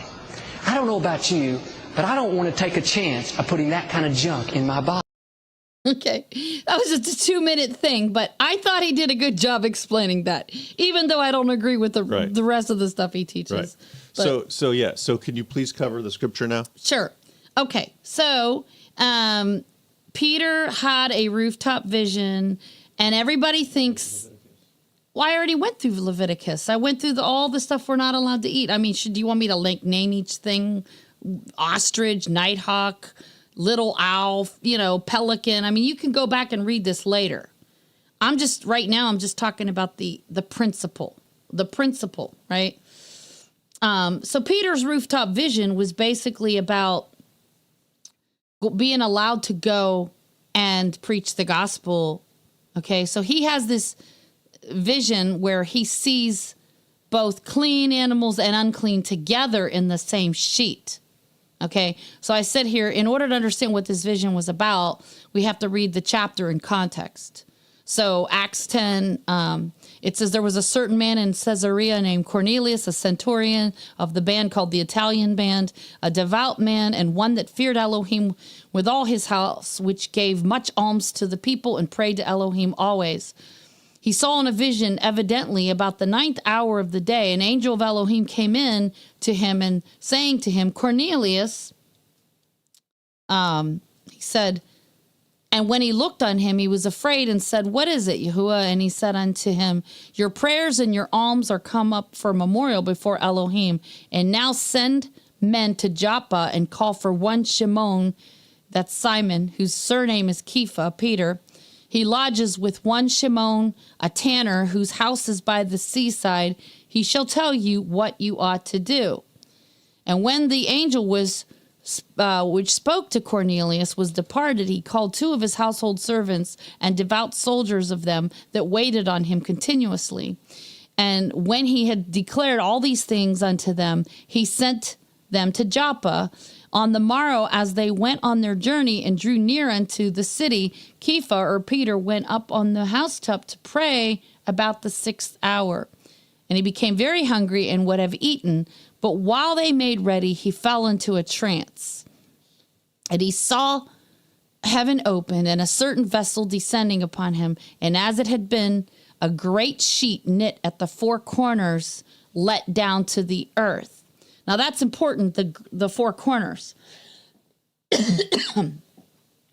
So because Yahuwah has already told us in his word he doesn't want us to harvest the 4 corners of our field, because the 4 corners, we're supposed to save the four corners for the poor and the stranger, right?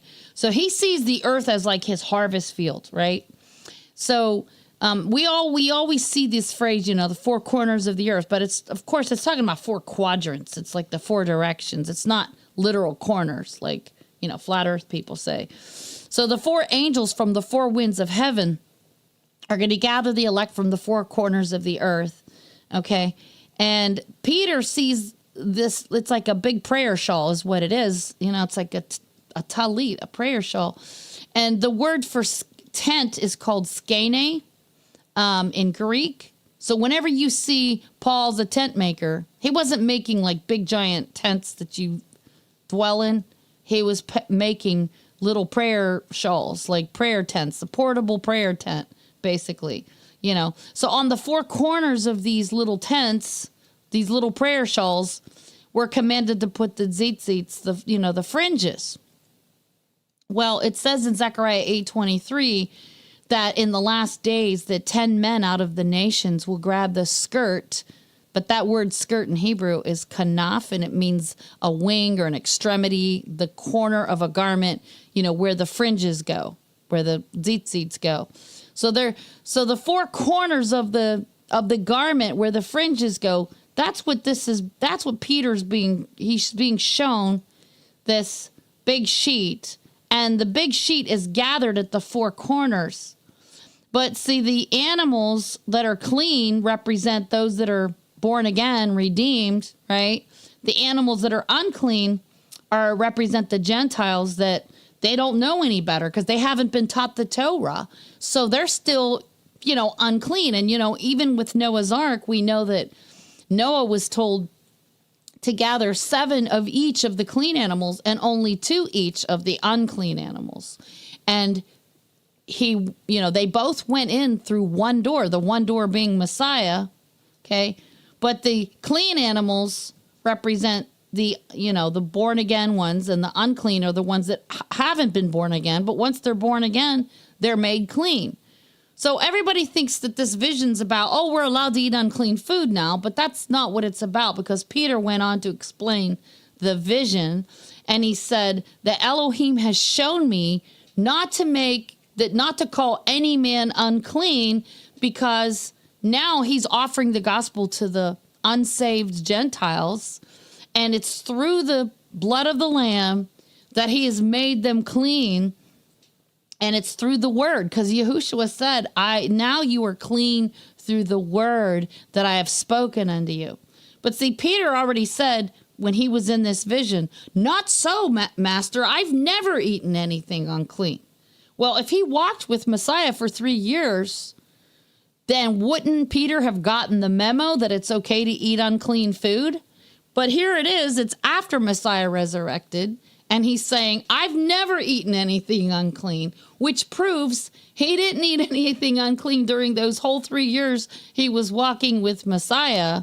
So we know that Messiah didn't make all foods clean. That's what Christians think he said, but you see, there's corrupted Bible translations where they claim Jesus made all foods clean. They added that in to the text, but doesn't say that it does not say that in the King James Version. Okay. It says it in some of these modern translations. They put it in parentheses. Jesus made all foods clean. Doesn't say that. Okay. So, I mean, I hope that answers your question, but go ahead. So what I was hoping you'd find is not every animal that's listed, but so it's got to have a split hoof. Right. If it's a land animal, it has to have a split hoof. Mm-hmm. Like a pig, the hoof isn't completely split. Right. But a cow or deer, those animals are completely split. Horses are not completely split. So a land animal has to have a completely split hoof and has to chew its cud, which basically means it burps up its food and it chews it again, right? Mm-hmm. So those two characteristics. If it doesn't do that, then it's not a clean land animal. Mm-hmm. In terms of a water animal, it has to have gills and fins. Or no, gills and scales, I'm sorry. Gills and scales. If it doesn't have gills and scales, then it's not clean. Mm-hmm. And that doesn't matter whether it's sea creature or fresh water. Mm-hmm. Birds of the air, it has to have a gizzard. Mm-hmm. Duck's one that people go round and round about because ducks have a gizzard, but I don't remember the specifics. Mm-hmm. At any rate, it has to have a gizzard, and I believe it's not supposed to be a meat-eating, like you know, hawks and stuff. These things eat meat, where slugs and snails and bugs don't count. Mm-hmm. So chickens eat those things, and it's okay. But if they actually eat meat, then it's not okay. So birds have to have gizzards. I'm sorry to kind of cut in. I was just going to say it cannot have webbed feet. That's why you can't eat duck. Duck. There you go. See, because it has webbed feet. Right. Thank you. Yep. So that's the context to then go into the Peter's vision piece, is that Yahuwah didn't change his mind and say, oh, I was wrong about all these things. It's actually okay. What he was saying is that I've already instructed everybody about what's clean and unclean, and the Gentiles don't know. But Peter, let me show you in this vision. And so this is where the context of tradition and ethnicity help, is Jews who keep to eating clean would not eat something that was clean if it cohabitated with something unclean. So if you had a pig and a lamb and you kept them in the same stall, a Jew would not eat the lamb that was butchered because it was kept with a pig. Right. Right? They go that far to separate. But that was a custom of Peter and the sect of Judaism he came from. That's my point, is that's not what Torah says. That's the delineation that as a culture they kept. And so Yahuwah, in that vision, he shattered that picture because he's like, I wouldn't eat anything unclean. A Jew wouldn't have even thought that Yahuwah was telling him to eat the unclean animals. The point was, because of this practice they had of contamination, even the clean animals weren't clean to them. And he's like, surely not. There's nothing for me to eat here. I can't do that. And so when he told him twice, then he understood, oh, you mean that the lamb isn't contaminated just for being next to a pig? So you mean me as a Jew who believes in Jesus the Messiah, Yahushua the Messiah, I'm not going to be defiled by going to Cornelius, the Roman centurion's house, because he's unclean? That's not going to make me unclean? That was the whole picture. Right. Exactly. Yep. So does that answer your question? So is somebody going to say Acts 10:28, the Aha Epiphany was call no man unclean? Oh, yeah. There you go. Yeah. Exactly. Where was that I'm again? like, I'm busting at the seams over here going, somebody say it. Where is it? Acts 10:28. Acts 10:28. I sent it twice. Oh, okay. Once in I the can't see. KJV and once I in the- can't see No, anything. I know. Gary was sleeping at the wheel. I know. I was messing with you, Gary. I know. It's all, Yeah, it's all good. exactly. 10:28. He said, "Elohim has showed me not to call any man unclean." That's right. The whole purpose of that sheet. And then coupled with, like you said, because the two animals dwelling together, that was perfect. I was like, okay, now somebody say the last part. Yeah. Right. Yeah. So, again, and the Jews were notorious for building a fence that kept them from breaking the law. They didn't want to go right up to the edge and then accidentally break the Torah. Mm-hmm. So they put these extra rules in there so that they wouldn't accidentally go over the line. So let's build a fence about 20 feet back or about 10 feet back, so we don't go over the line. And that's what this was. It was a cultural rule that kept them from going over the line, but it was too restrictive, and it would actually stop them from preaching the gospel to the whole earth. Mm-hmm. So, amen. So, any other comments or questions? Thank you, Gina, for that. Yeah. Thank Michael, You're welcome. Anybody else? Anybody in the chat? So I wanted to share this with you guys. This is breaking news. It was put out on TikTok. So it says breaking.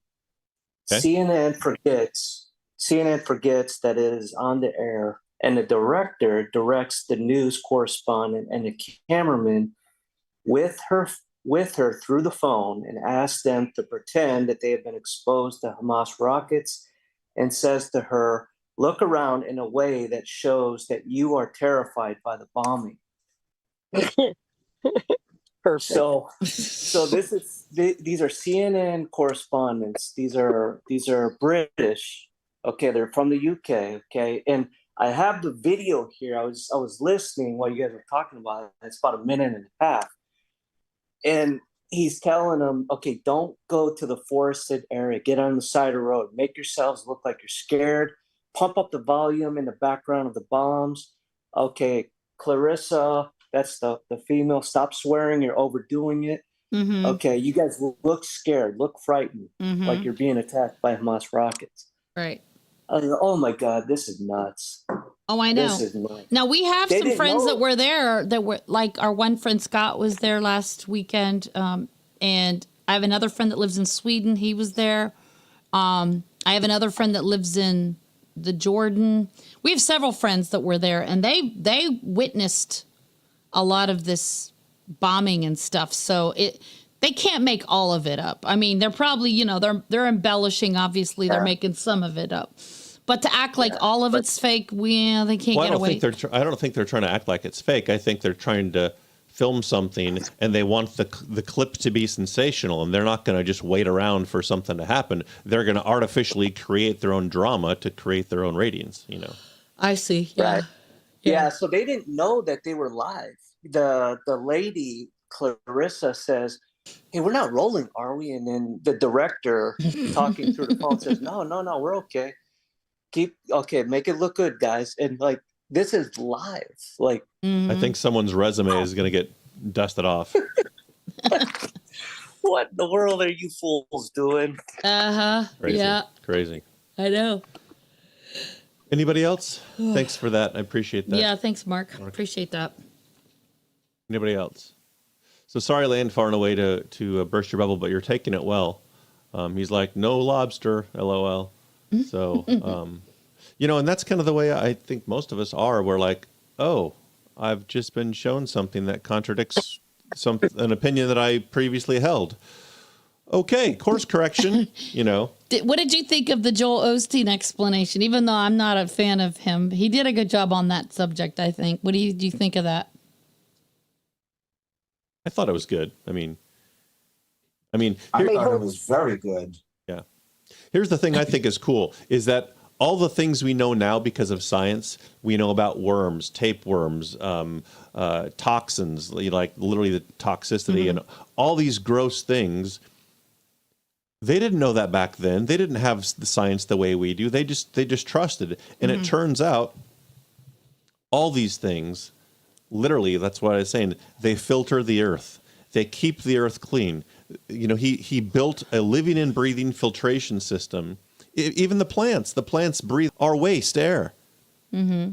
The whole world is designed to be self-maintaining. All we have to do is trim the garden so the trees put out a maximum amount of fruit. Right.